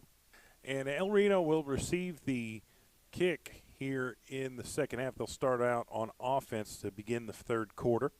I appreciate everybody tuning in on this beautiful Friday night. I think this is perfect weather as far as I'm concerned, as far as temperature and everything goes. But our title sponsors for a Friday night high school football broadcast, SSM Health at St. Anthony. They're proud sponsors of Oklahoma City Public School broadcasts. And make sure that, if you're ever have a son or a daughter that gets injured in sports, think of SSM Health Bone and Joint Hospital. They help people get moving again. Call for an appointment today at 405-218-2530. And then, of course, OCCC, Oklahoma City Community College, is our other title sponsor. So El Reno received the kick. They're going to bring it upfield for about maybe a 10-yard gain. Got tackled right around the 32-yard line, so it'll be 1st and 10, El Reno at their own 32 here. Only threw the ball one time in the first half. Not really much of a necessity at this point. They've been very successful running the football. Their quarterback, Rustin Cook, has made some really good decisions. He runs an RPO-style offense. Sure does. And makes typically the right decision with the football as far as handing it off, keeping it, or he always has the option to throw it as well.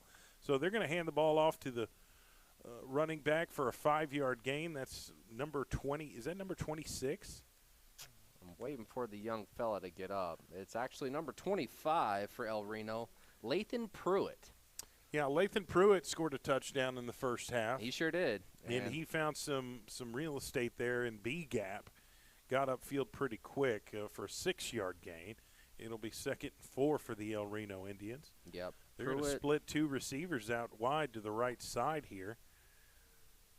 And the other El Reno football players are going to get lined up to the left side.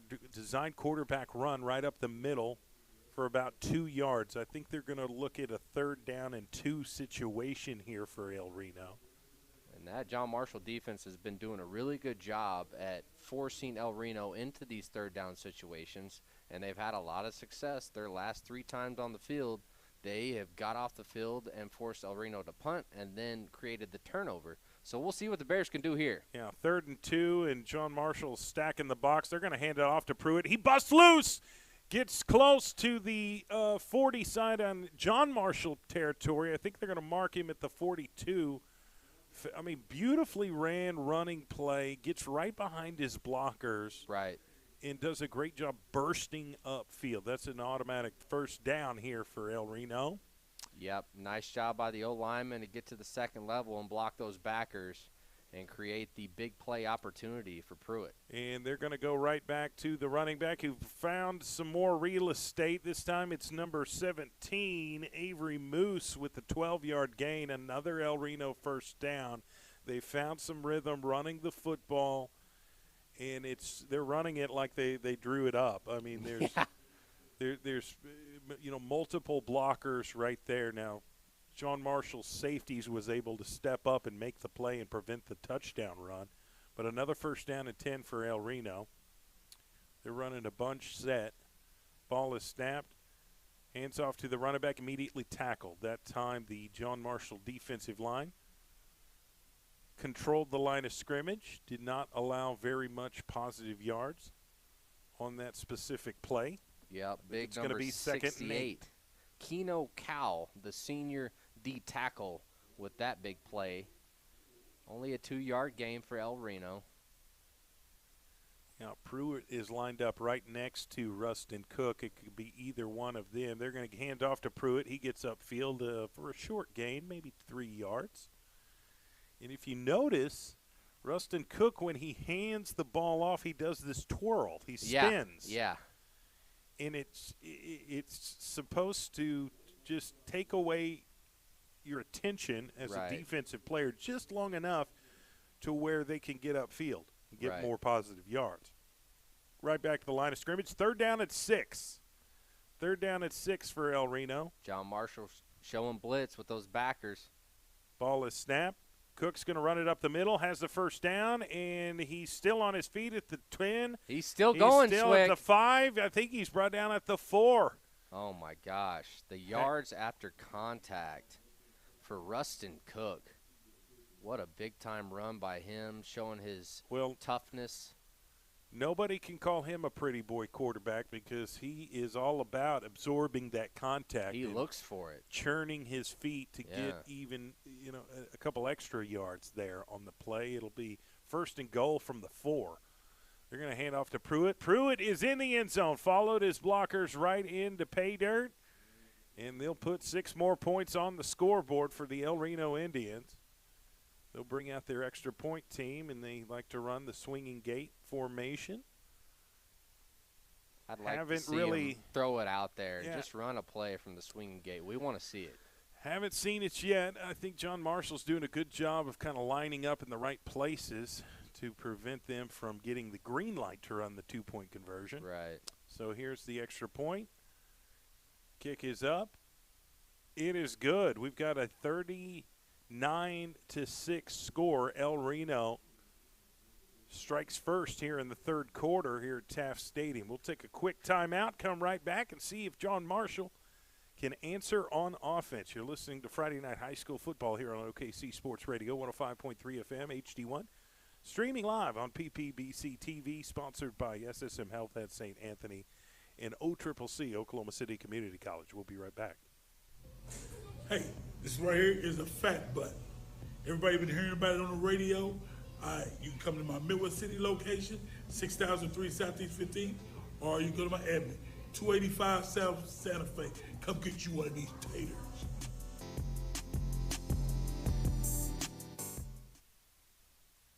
Injuries don't wait. For business hours, now you can be seen 24/7 for sports injuries. Whether you have a sprain or a broken bone, at the SSM Health Bone and Joint Injury Clinic at 13401 Northwestern. Here on Friday Night Football, live from Taft Stadium here on OKC Sports Radio, 105.3 FM, HD1. Streaming live on PPBC TV, sponsored by SSM Health at St. Anthony and Oklahoma City Community College. 8 minutes, 18 seconds left in the third quarter. It's been all El Reno tonight, 39-6, but John Marshall's about to get this football back and have an opportunity to score here offensively. See this kickoff. Right down the middle, caught at the 15. No, muffed it, goes out of bounds. So that was a very bad mistake by the returner for John Marshall, and he seems to be down. I don't know if he had some sort of non-contact injury there. He looks he looks slow a to little get up. shook up. Nothing happened to him. I don't know if he stepped wrong or something. We see that all the time. Sometimes those non-contact injuries can be the worst. We've seen a lot of torn ACLs with nobody around the athlete. I've seen some torn Achilles too. Yeah, James Wiseman, the other night. Yeah, we don't like to see those type of injury. We don't like to see any injuries at all. But really, he ran off the field on his own power, so I'm hoping he's not too banged up. All right, so the John Marshall Bear offense is running out on the field in really rough field position here. They're going to mark it at the 10, their own 10, first and 10 for the John Marshall Bears. Sean Powell is in at quarterback. Got 3 receivers split, 2 to the wide side of the field, 1 to the short. Got a running back in the backfield. Powell's overlooking the defense, waiting on the snap here, and gets it. Hands off the football to the running back right up the middle, and did not get very many yards, if any at all. It was well defended by the El Reno Indian defensive line. Yeah, definitely dominant. That D-line has been, in the backfield all night, making big-time plays. Dalen Pruitt came down from linebacker and just wrapped up. Sure tackler to make it 2nd and long for the Bears. And El Reno's putting 5, defensive linemen in front. They're rushing upfield as quickly as possible. Ball is snapped. Powell has to step up in the pocket, gets rid of it. Incomplete. Tried to find his receiver right over the middle for a 5-yard gain. It's incomplete. Was not caught, so it's going to bring up a 3rd down play here for the John Marshall Bears. 3rd and 10 from their own 10. So big play opportunity here for John Marshall if they want to keep this drive alive. For sure. They're going to have to figure out a way how to get 10 yards to do it. And it's all going to start up front with that O-line. Got to hold your blocks. Give your quarterback time to deliver a dime down the field. 4 receivers split, 3 to the left, 1 to the right. Man formation for El Reno. Ball is snapped. Powell steps up in the pocket. He's going to keep it himself. He has the first down. 30, 25, 30, 35, He's 40. still on his feet. Right at midfield. He's pushed out of bounds, really at the 45. Huge gain by the quarterback, Sean Powell, who made a business decision. Yeah. Instead of throwing the football, found some real estate in front of him, got upfield for a 35-yard gain. That was a solid run and a new 1st down and 10 for the John Marshall Bears. Heck of a play. Did not see the run coming. Thought for sure they were going to pass. Nowhere to throw the football. So the quarterback, Powell, takes off, shows his speed, breaks some tackles down the sideline, and now we're 1st and 10 at about the 47-yard line for the Bears. Yep, the Bears have some life, and they're going to spot the football at the 48. So 1st and 10 from their own 48-yard line right there in midfield, and John Marshall's going to call a timeout. We'll take one, too. Stay with us. 3rd quarter action here on Friday Night High School Football live from Taft Stadium. Jay Swick, D. Wright Jay Swick. Whoa. Not D. Wright, Jay Swick, Dylan Tribble. We'll be right back after this short commercial break. Here live on PPBC TV and OKC Sports Radio, 105.3 FM. HD1 sponsored by SSM Health at St. Anthony and Oklahoma City Community College. We'll be right back.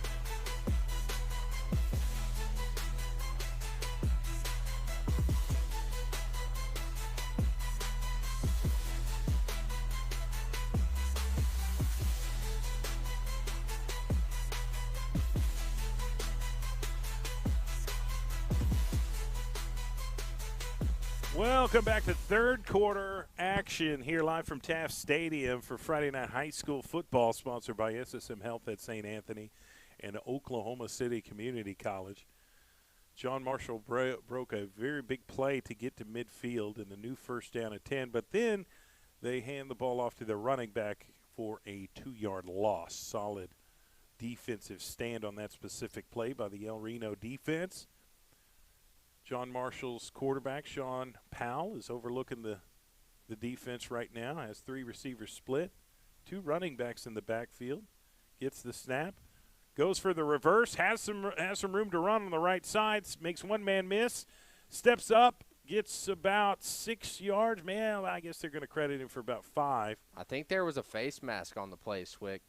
That safety came flying down the hill, and the running back made a miss, and so the safety reaches out, and I see the head turn, so I think it's going to be a face mask against El Reno. Yep, that's exactly right, and that's going to be the 15-yard face mask penalty, so that's going to be an automatic first down for the John Marshall Bears. Have finally found some rhythm. Yeah, penalties have definitely Heck of a helped them. play call by Coach Terry and Adams on the reverse play. There was definitely room to run. They scored on a reverse in that second quarter, so why not go back to it? So that's going to move them up the field all the way to the 31-yard line. First and 10, John Marshall. 4 receivers split, 3 to the left side, 1 to the right. Actually, empty backfield, just quarterback Sean Powell. 2 receivers lining to the right. up in empty formation. 5 receiver sets here. Waiting on the snap. We'll see what happens. There it is. Powell steps up, throws, intercepted at the 15. Going to bring it out to the 25, 30. Going to be tackled and pushed out of bounds, really, at the 32-yard line. Made a business decision and expected a receiver to be at a specific spot. He wasn't. The defender was. The defender was right there, hit him in the chest, and that was 25. Lathan Pruitt with the interception on a big drive for John Marshall. That's a game-altering play right there for the El Reno Indians. Yeah, solid turnover created by the El Reno defense. And really stifled the John Marshall Bears, who had momentum and was moving upfield. Yeah. Both, offensively, but also penalty-wise. For sure. And now El Reno gets the ball back. So we'll see what they do here offensively on this specific possession. 5:44 left in the third quarter. 39-6 score. El Reno on top.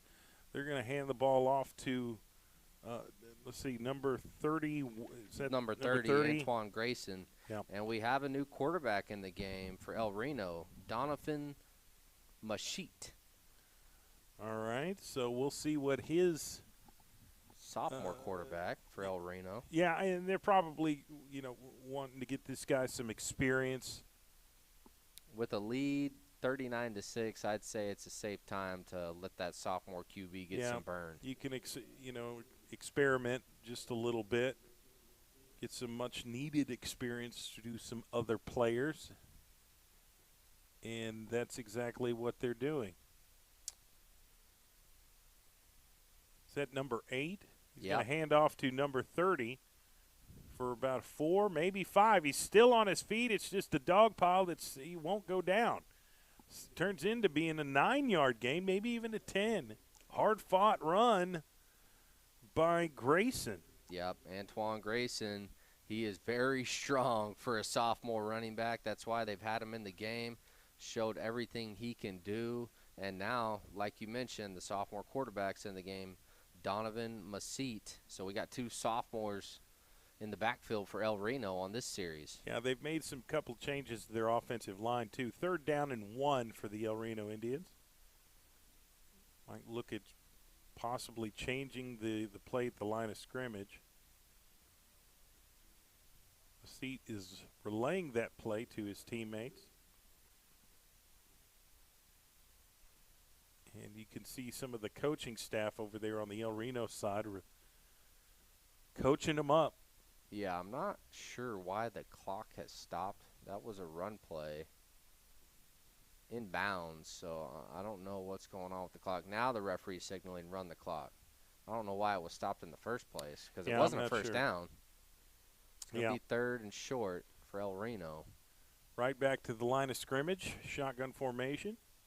Mesite is getting the snap, hands off to Grayson, has the first down and a few more. On a 4 or 5 yard gain, rush right up the middle. In B gap, got enough for the first down. Added three more yards after that run on that specific play there. So Yep, enough for another first Good down luck. and 10 for El Reno. I'll tell you what, Grayson is not afraid to go heads up with a linebacker in B gap. He puts his head down, keeps the legs moving. He's got a lot of promise as a 16-year-old. 1st and 10 for the El Reno offense. Ball is snapped. Gives it to 20 on the left side. 45-40, 35-30. He's finally pushed out of bounds near the 30-yard line. Solid counter running back play to the left side, the short side of the field.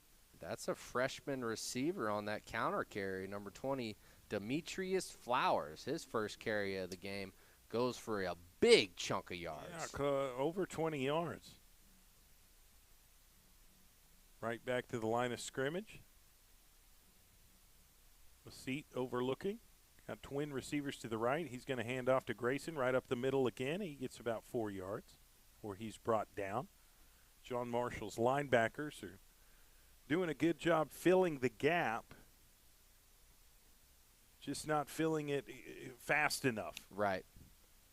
And this is just a really well-executed drive by El Reno. They're milking the clock as well. Kind of slow and monotonous here for the El Reno offense. Right back to the line of scrimmage, double tight, everybody bunched up. I mean, and we might have some movement here. Yeah, John Marshall jumped off sides, so it's going to be a free 5 yards for El Reno. Got a new running back in the game now for El Reno. Number 27 is in Tucker McDaniel, junior running back for the Indians. All right, so now it's going to be, instead of 2nd and 7, it's 2nd and 2. So right back to the line of scrimmage. Mesite waiting on the snap. Gets the ball, hands off to 27, right up the gut, gets to the 15 before he's brought down. It's enough for another El Reno first down here at Taft Stadium. I'll tell you Oklahoma what, City. that old line coach for El Reno is going to be really happy with his crew. They've been dominant this entire night. That's why the running backs and quarterback have had so much success on the ground, because that O-line. Yeah, they've been controlling the line of scrimmage and doing a great job. Efficient blockers up front, and you see the production. They're going to give it right back to the running back, right up the gut. The freshman, he's going to be well short of the first down. He may have gotten 2 yards. I think John Marshall kind of picked up on what they're doing, and those linebackers came right off the edge of those defensive tackles. Went right past the blockers and made a significant tackle here. It's going to be 2nd down and 6 here for El Reno as they approach closer to the end zone. One receiver out left. They're going to go with the counter play. He shakes the first tackle but gets tackled by the second tackler who attempted it. And he may have gotten 1 or 2 yards on that play. So it's going to be, I think, a 3rd and 4 on this play. Another tackle for 68, Keno Cal. He's been a big playmaker on this Bears defense all night long. He's one of those seniors. He takes it very seriously. Mesite waiting on the snap. Now he looks over to the coaching staff. Might change the play at the line of scrimmage. Chooses not to. Gets the snap, hands off to the running back, right up the middle. Not very far to go. He got maybe another 2 yards. I think we're looking at a 4th down situation here. 4th and about a yard or so. I think they go for it. I mean, why not? With how good your O-line's been playing all night. Yeah, this number 27, Tucker McDaniel, runs with authority. Not the biggest kid out there, but, boy, he's determined. He's got some heart, that's for sure. They're going to give it right back to him. He bursts upfield and gets enough for the first down. Almost scored on the play. Nice blocking. Fourth by the down left conversion guard and by tackle. El Reno.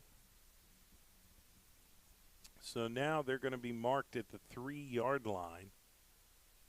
First and goal from the 2.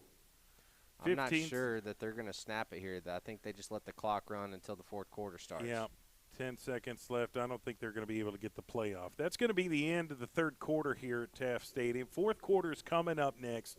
Keep it right here.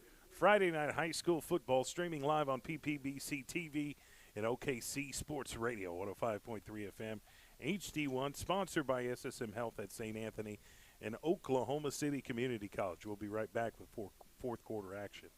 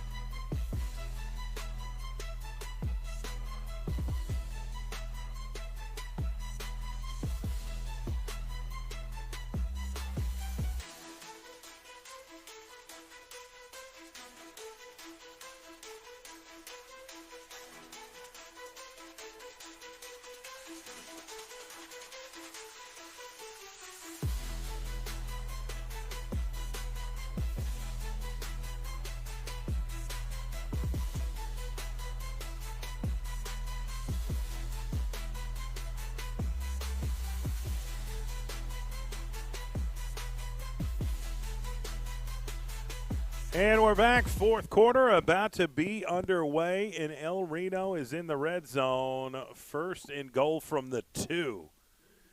And you've got the backup quarterback in for El Reno. That's Donovan Massit. And you have running back Tucker McDaniel in there as well. Expect one of those two to get the football here at the goal line. I think it's going to be McDaniel. He's been showing some promise Ball is here. snapped right to Man McDaniel, with the plan. and he got in for a touchdown. That is another El Reno offensive touchdown. Didn't he? Didn't he get in there? Oh, yeah. He definitely broke the plane. I didn't see Got a his signal there. first tutty of the night. Young man, Tucker McDaniel, showing his skill set, showing his field vision, and his strength. Well, they've got a false start on El Reno, so the touchdown man. play is not going to count, and they're going to back him up 5 yards. So now it's first and goal from the 7 instead of the 2. Yeah. You think they're going to throw the football in this play? I don't think they're going to. I think they're going to continue trying to run the football with their running back, Tucker McDaniel. Ball is snapped. That gives it to McDaniel. He bursts out to the right side. He's going to walk into the end zone. Now that is the El Reno touchdown, and it will stand here after that play. No flags on the field. They'll send in their extra point team. The score is 45-6. El Reno's been very dominant tonight. Indeed they have. Yes, indeed. The most impressive thing to me on that touchdown run was the blocking by the tight end to get the edge without a holding penalty. Very disciplined football. They've been showing it all night that they take the O-line and blocking and their technique very seriously. All right, swinging gate is going to get lined up into the extra point formation. Waiting on the snap here. Here it is. Kick is up. And it's good. Barely, but it is good. The score is now 46-6. El Reno on top here in the fourth quarter at Taft Stadium. 11 and a half minutes left, so still got a lot of football to be played here at Taft Stadium.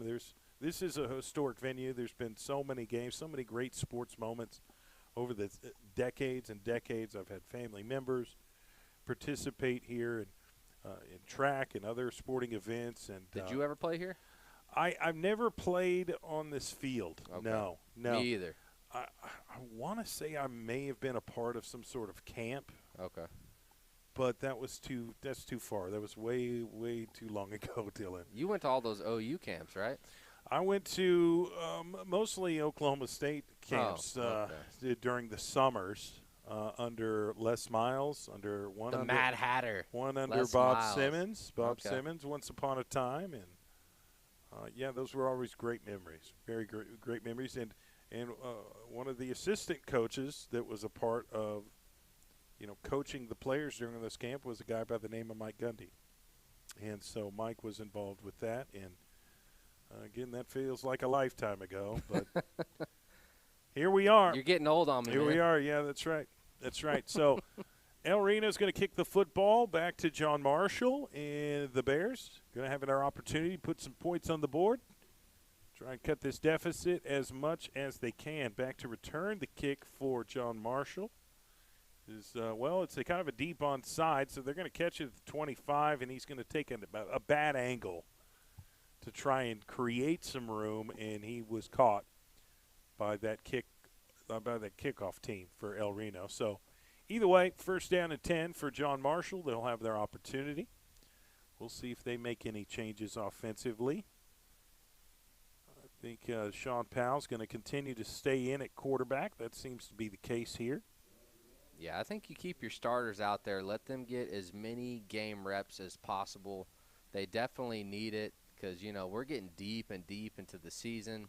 Every single game matters in district play if you want to try to make the playoffs. Yeah, Class 5A is just really, really competitive. Any kind of district win that you can get is a beautiful situation. So we'll see here. Sean Powell's overlooking the defense. Got 4 receivers split, 1 to the left, 3 to the right. 1 running back. They're going to fake the running back. Powell's going to keep it by himself. Gets quick 10 yards. Still on his feet at the 40, 45, 50, 45, 40. Had one man to meet. Cuts back inside. They're going to say he stepped out of bounds. But huge running play by the quarterback, Sean Powell. He's probably got 80 yards rushing. It makes you wonder why we haven't seen more of that earlier in the football game. The kid can flat out run. He can break tackles. I mean, goodness gracious. This is a very talented runner. They try to make him a pocket passer, but I want to see him run more. Every time he takes off, it's a big chunk of yardage. He's got to take a little bit of a timeout here to tie his shoe, but right back to the huddle. They get the call. Now they're back to the line of scrimmage at the El Reno 33-yard line. Sean Powell has 2 running backs, but 1 on each side. 3 receivers split. Gets the snap. Hands off to the running back right up the middle, an A gap, and gets about 2, maybe 3 yards on that running play. But it's just kind of like they've started to figure out what's working for them. What's working, how to execute it. It's just a little bit too late in the game. Right. It's tough to come back from a 40-point deficit in the fourth quarter. They're continuing to play very hard. Right. They want to end the game the right way. You want to end it with all effort left out on the field. But we're starting to see John Marshall football here. And we'll see if they can continue this momentum all the way to the end zone. Shotgun formation, 2 backs, 1 on each side. Ball is snapped. He's going to drop back. He's looking to throw and does an incomplete pass. Tried to find his receiver on the far left side on a little comeback route. But he was pressured into making the throw too quickly. It came up incomplete. So it'll be 3rd and 9 for the John Marshall Bears. Just under 10 minutes away from the end of the game. We're sitting here in the fourth quarter. Waiting on the play call from Coach Adams. They have to signal the information. No use of electronics here at the high school level, as we've seen in college this year. Yeah, that's right. Shotgun formation. Almost drew him off sides. It was a close. Gets the snap. Powell drops back, looking to throw. Middle screen complete at the 30, 35. Runs left, 30, 25, 20. Can he get inside the 10? Yes, he can. Yeah, he got inside the 5, What a great screenplay. Good call by the offensive coordinator for John Marshall. And the receiver does the rest with the speed up the left sideline to get them at 1st and goal deep in El Reno territory. Well played. I believe that was number 9, James Allen, on the catch, making the play on the far left side. It's 1st and goal from the 3 for the John Marshall Bears. Trying to get in the end zone. Gets the snap, speed option to the right, pitches to the running back. Takes a weird angle to the right. Can he get in? No, I don't think he can. I think he's right there at the 1, though. Yep, he was stopped at the 1, tackled by number 5 for El Reno, Zach Dennis, with a touchdown-saving tackle. Yeah, came really, really close. You got to credit El Reno's defensive line for holding the line of scrimmage. They were on the 3, but now they're on the 1. And in is T.J. Fisher, the running back for John Marshall. Had the carry. He's still in the game. Sean Powell waiting on the snap. Drops back, looking to throw. Might run it himself, but he throws. Incomplete. Incomplete right off the hands of the receiver there. Tried to find James Allen on a crossing route and just kind of fell up short. I thought the throw was good. It just wasn't caught. So still in good position, though. 3rd down and goal from the 1. They've got to get 3 feet here, Dylan. And this is no doubt 4th down territory as well. So they're going to have 2 opportunities to do this. I'm letting Sean Powell run this football if it's me. Powell's going to keep it. He's going to throw it. And complete touchdown pass. It is in the end zone. Okay. Number 12, Cameron Marshall with the catch in the end zone. And they have scored again. Great job on that specific play by the John Marshall offense to get to the 12-point mark. And I think they're going to go for 2 to get to the 14 if they are successful. So we'll see what happens here. Sean Powell, shotgun formation. Again, the running back's T.J. Fisher right to his left. Considering audibling at the line of scrimmage. And they're going to put one man in motion. Now they're going to move him back. He's going to wait for the snap here. Gets it, drops back, looking to throw, and does. Incomplete. 2-point conversion is no good. But either way, John Marshall offense does what they're supposed to. They get all the way down the field, get in the end zone for a touchdown. That's a huge momentum swing for them. There's a lot of points to make up, but it's always good to see people kind of work through their issues offensively and find some success and get in the end zone. Yeah, exactly right. And it all started with that big run by Sean Powell and then followed up by the screenplay to get them within the 5-yard line. And then they did what it took to cross the line and get in the end zone. And now it's 12-46. The Bears will never give up. It is senior night, so the seniors are going to leave it all out there on the turf. And rightfully so. Could you see them get a little squirrely here and go for an onside kick? Why not? Test it. There's no reason not to, honestly. Yeah. This is a live game situation. You need these type of reps, especially on special teams. You don't get the onside kick a lot, so I don't see why they wouldn't do it now. Yeah, I wouldn't be surprised if they went for a surprise onside kick. El Reno's obviously thinking they're going to kick deep. They don't have their hands team out on the field. It's their full-fledged kick return team. We'll see what John Marshall decides to do here.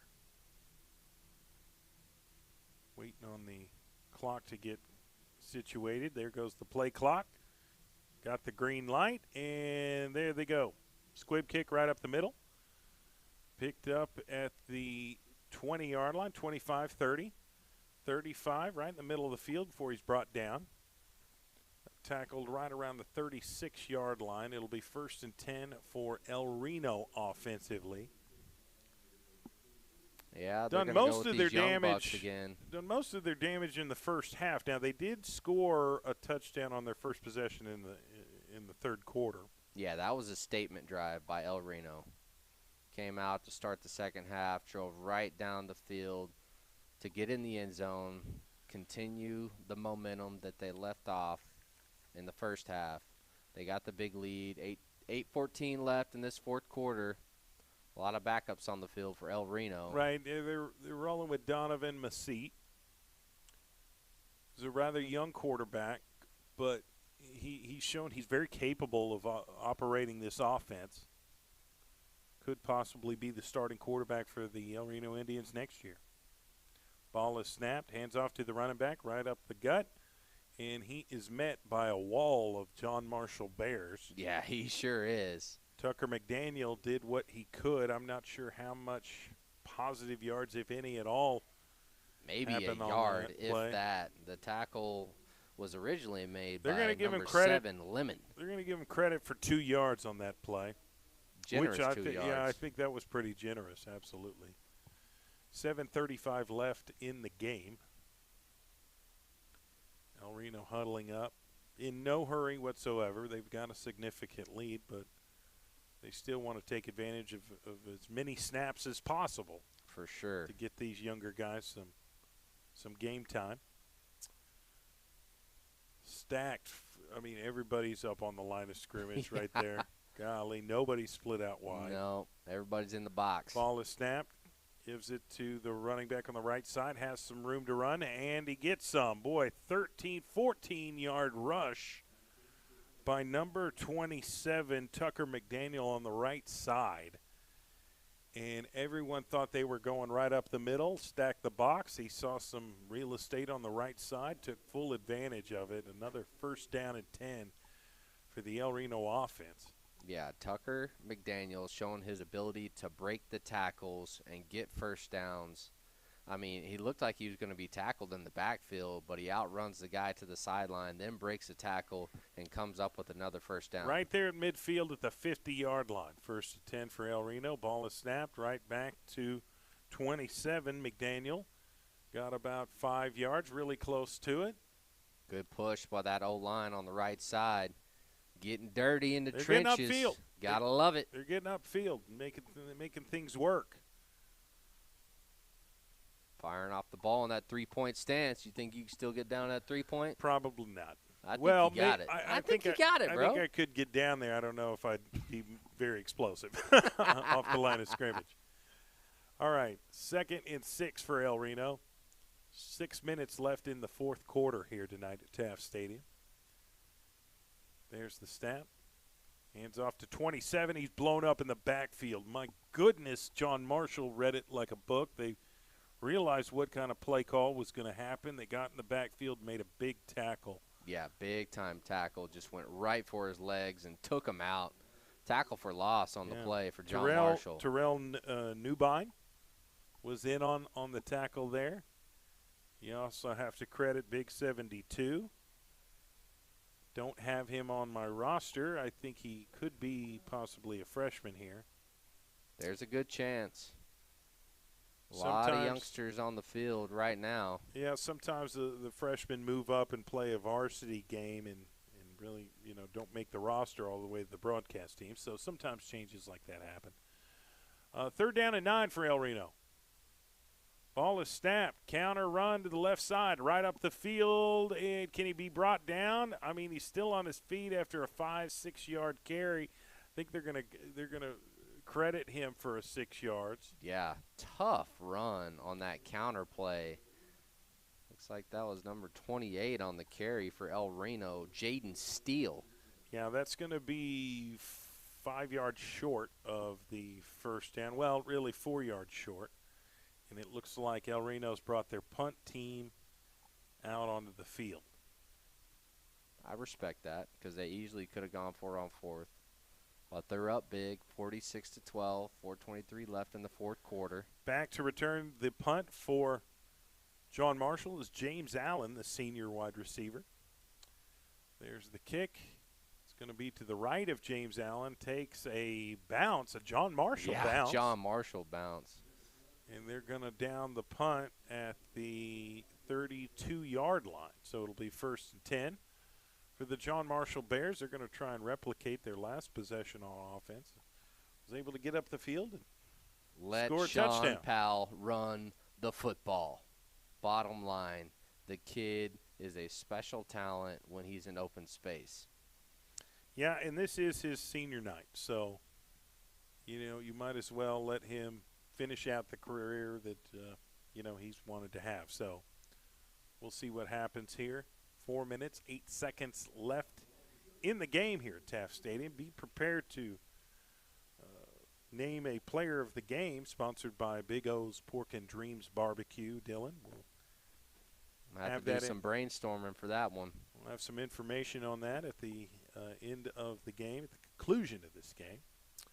Powell gets the snap, hands off to the running back, has a little bit of room to run, cuts back, gets about 4 yards on the carry.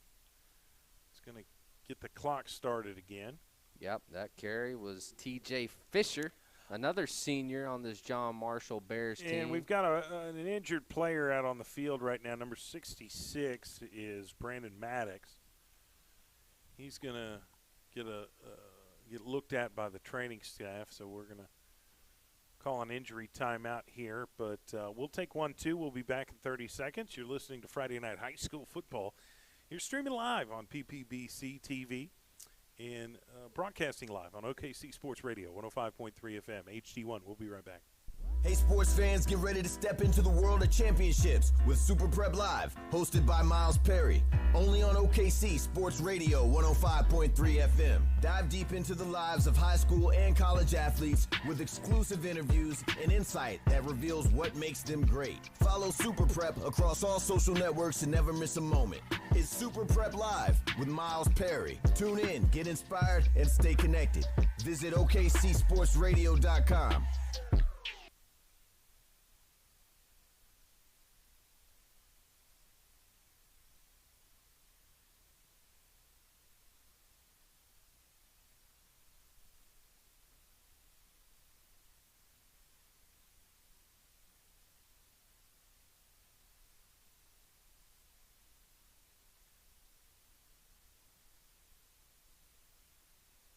Welcome back to fourth quarter action here live from Taft Stadium for Friday Night High School Football here on PPBC TV and OKC Sports Radio 105.3 FM, HD1, sponsored by SSM Health at St. Anthony and Oklahoma City Community College. OCCC would be here without the support of our title sponsors. Other sponsors for our Friday Night High School Football broadcast: Peace of Mind Pediatrics, Super Prep, GQ Fashions Fine Menswear, Big O's Pork and Dreams Barbecue, Love's Student of the Month, and Perry Publishing and Broadcasting Company. All right, we've had an injury out on the field, but he's up on his feet. He's going to be all right. It's number 66 for John Marshall, the junior offense and defensive lineman, Brandon Maddox. He's going to have some help to get to the line of scrimmage. I think this is an ankle injury of some kind. Yeah, lower leg injury for sure. He's not able to put weight on that right leg. Hate to see that, especially late in the football game. Only 3:52 left. You hate to see that with any kid, especially when the game is almost over. That's the worst, man. You wanted everybody to come out healthy at the end of the night. Yeah, and that's just kind of one of the repercussions sometimes of playing the sport that we love. That's right. And it's not always pretty. If it was easy, everybody'd be doing it, right? Right. So right.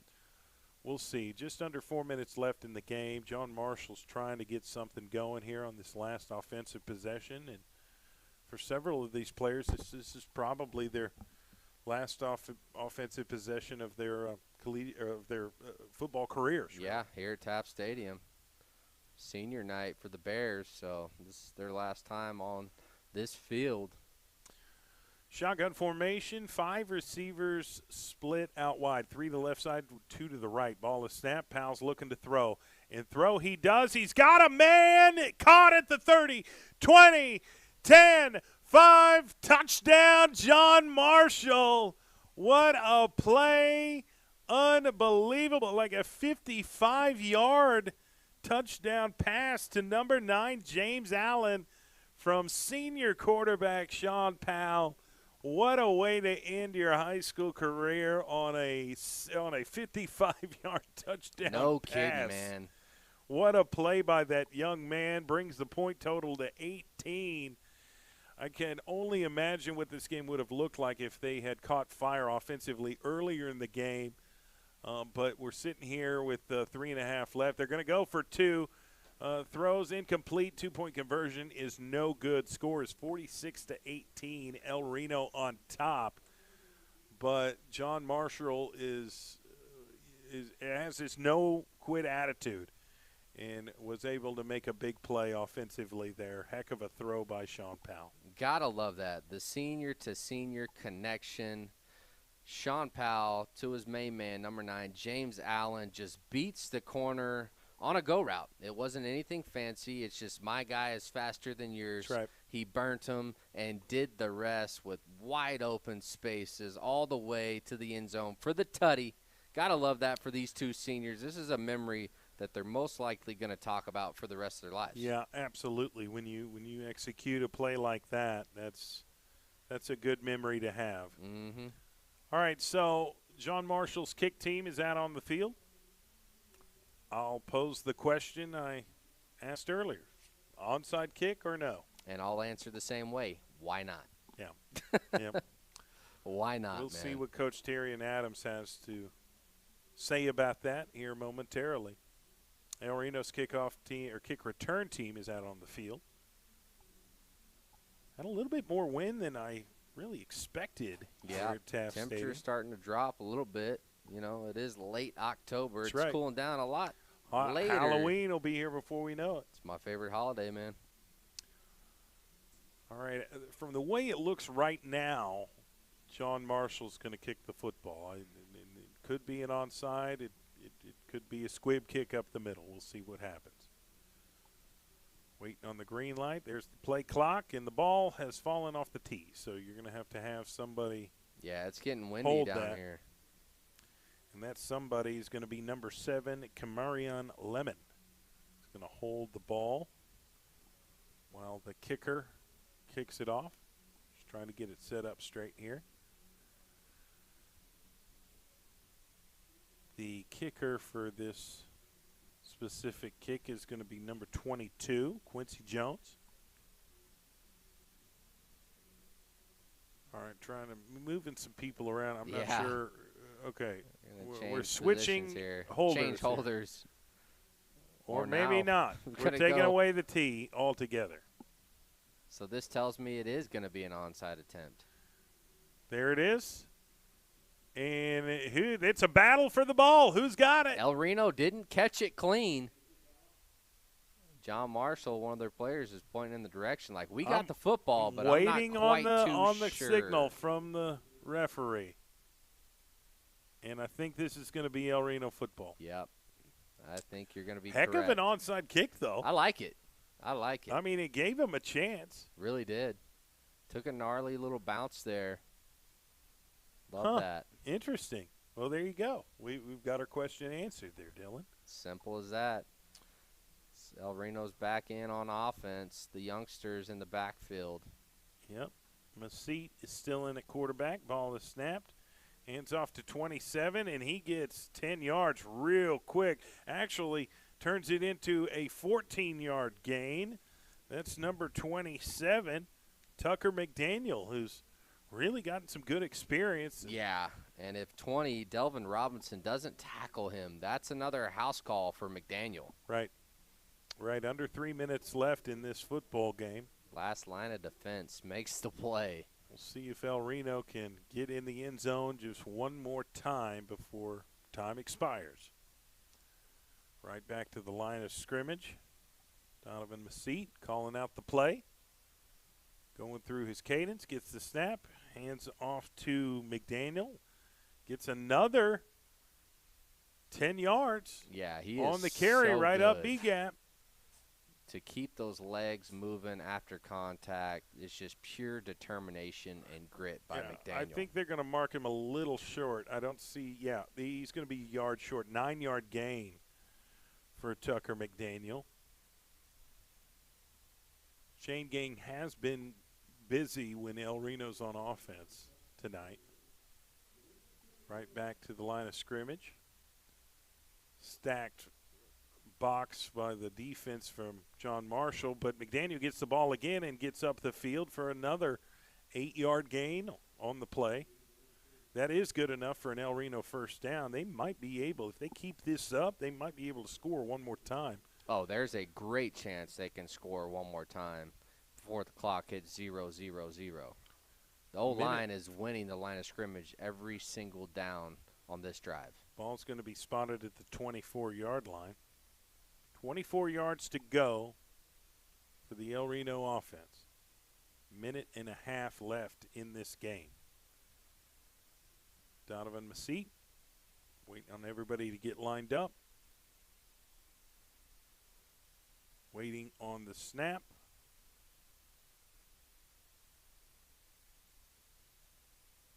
There it is. Hands off to McDaniel on the left side. Bursts upfield and quickly and then a fumble, and it is recovered by the John Marshall Bears. They were able to strip the football away from Tucker McDaniel, and it's just laying there in the grass. I love it, man. I love the fight.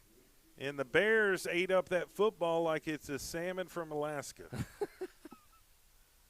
I could go for some salmon from Alaska right now. If some wild smoked caught, salmon, not farm raised. We want the wild stuff. Right. All right, minute 3 left, and John Marshall has one more offensive possession here. What a play by their defense to get that strip and recovery there. I'm into taking the my fourth man quarter. wide out on another go route. Why not? Just throw it deep. Let's see it, and that's exactly what they're doing.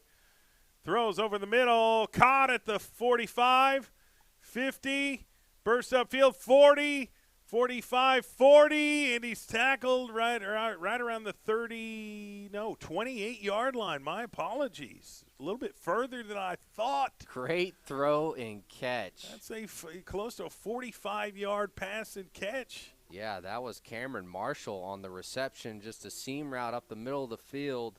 And Powell finds his man for a big gain. 1st and 10 Bears, 42 seconds left.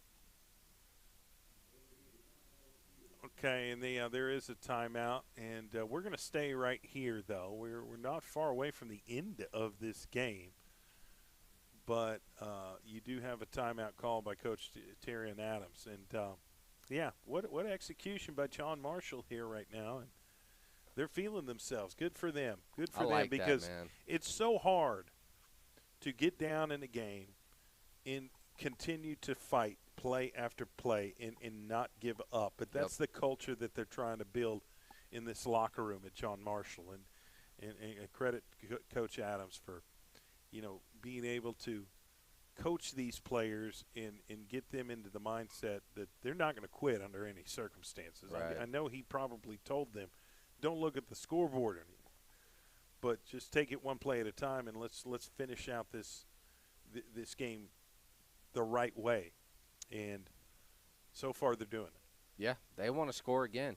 And if they can score quick, they're going to go for another onside. That's true. 51 seconds left in the fourth quarter, and now they're approaching the red zone. 1st and 10 from the El Reno 28-yard line. Sean Powell, empty set, 5 receivers split. Ball is snapped. He's going to drop back, looking to throw. He's going to have to run. Gets to himself, gets to the 20. Ball is loose. I think El Reno's got it. I it's think he's in number inbounds. 11. Brendan Evans is going to come up with the fumble recovery, I think.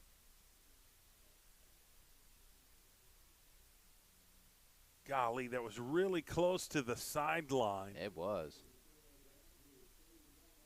Yeah, fumbled out of bounds, so All they right. didn't recover it clean. And you know what I think it was? I think his foot, the guy who was recovering, his foot was out of bounds, so that makes him ineligible to make You're right. that recovery. First and 10 for John Marshall. Whoo! escaped on that specific play. 43 seconds left, and they're inside the 15-yard line. Sean Powell is relaying the play to his teammates. Now they're going to execute it. Ball is snapped, drops back, looking to throw.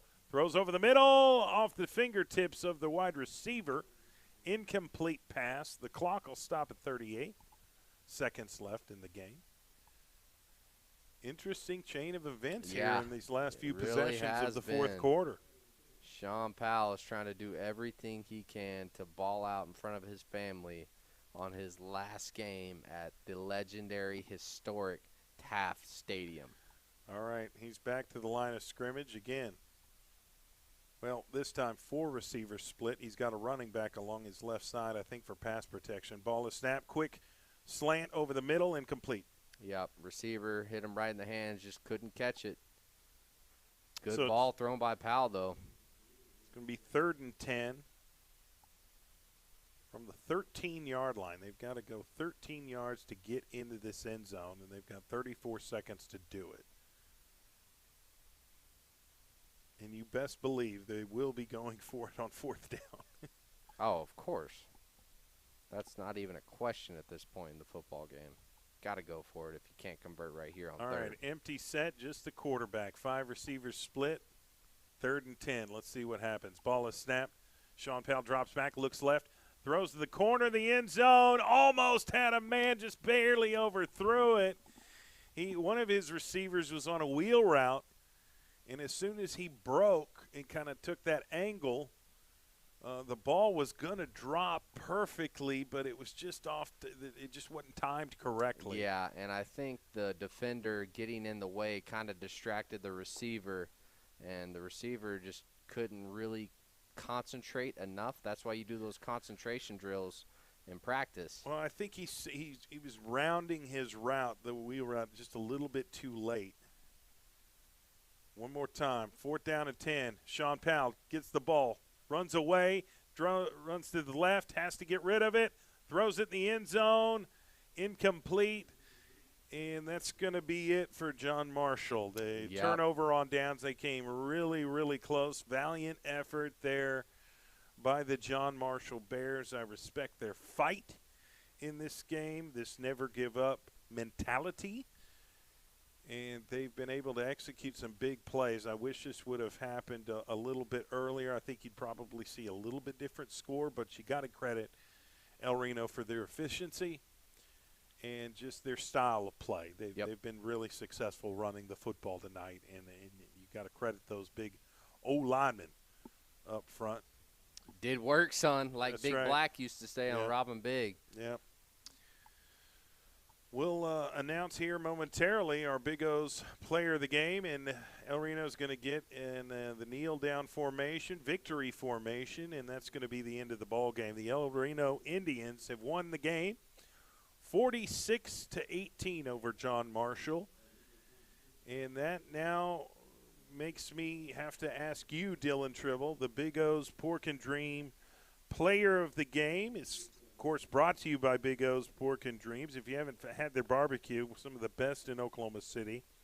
They have the famous fat butt baked potato that's absolutely delicious. And Big O's Pork and Dreams Barbecue has 2 locations to serve you, one in Edmond, one in Midwest City. But if you go to a Thunder game now, they've got their own booth inside Paycom Arena. Love that so for Big O. It's technically 3 locations. But I have to ask you, Dylan, who is our Big O's Pork and Dreams Barbecue player of the game? It is QB1 for the El Reno Indians, number 9, Rustin Cook. He had a night here at Taft Stadium, 2 touchdowns on the ground, managed the game really well, and he's just a leader for this team. And they won big, 46-18. That's right. Well, congratulations to the El Reno Indians. Keep tuning in to OKC Sports Radio, 105.3 FM, HD1. We will keep you updated on when our next broadcast is and what game we'll be broadcasting between those 2 teams. So you must keep us on your radio dial, 105.3 FM. Also, continue to watch our future broadcasts on PPBC TV. I want to thank our our help. Taz is our camera guy. We've got Langston as our producer. We got Cam back at the station taking real good care of us. Couldn't do what we do without those guys. And our title sponsors, SS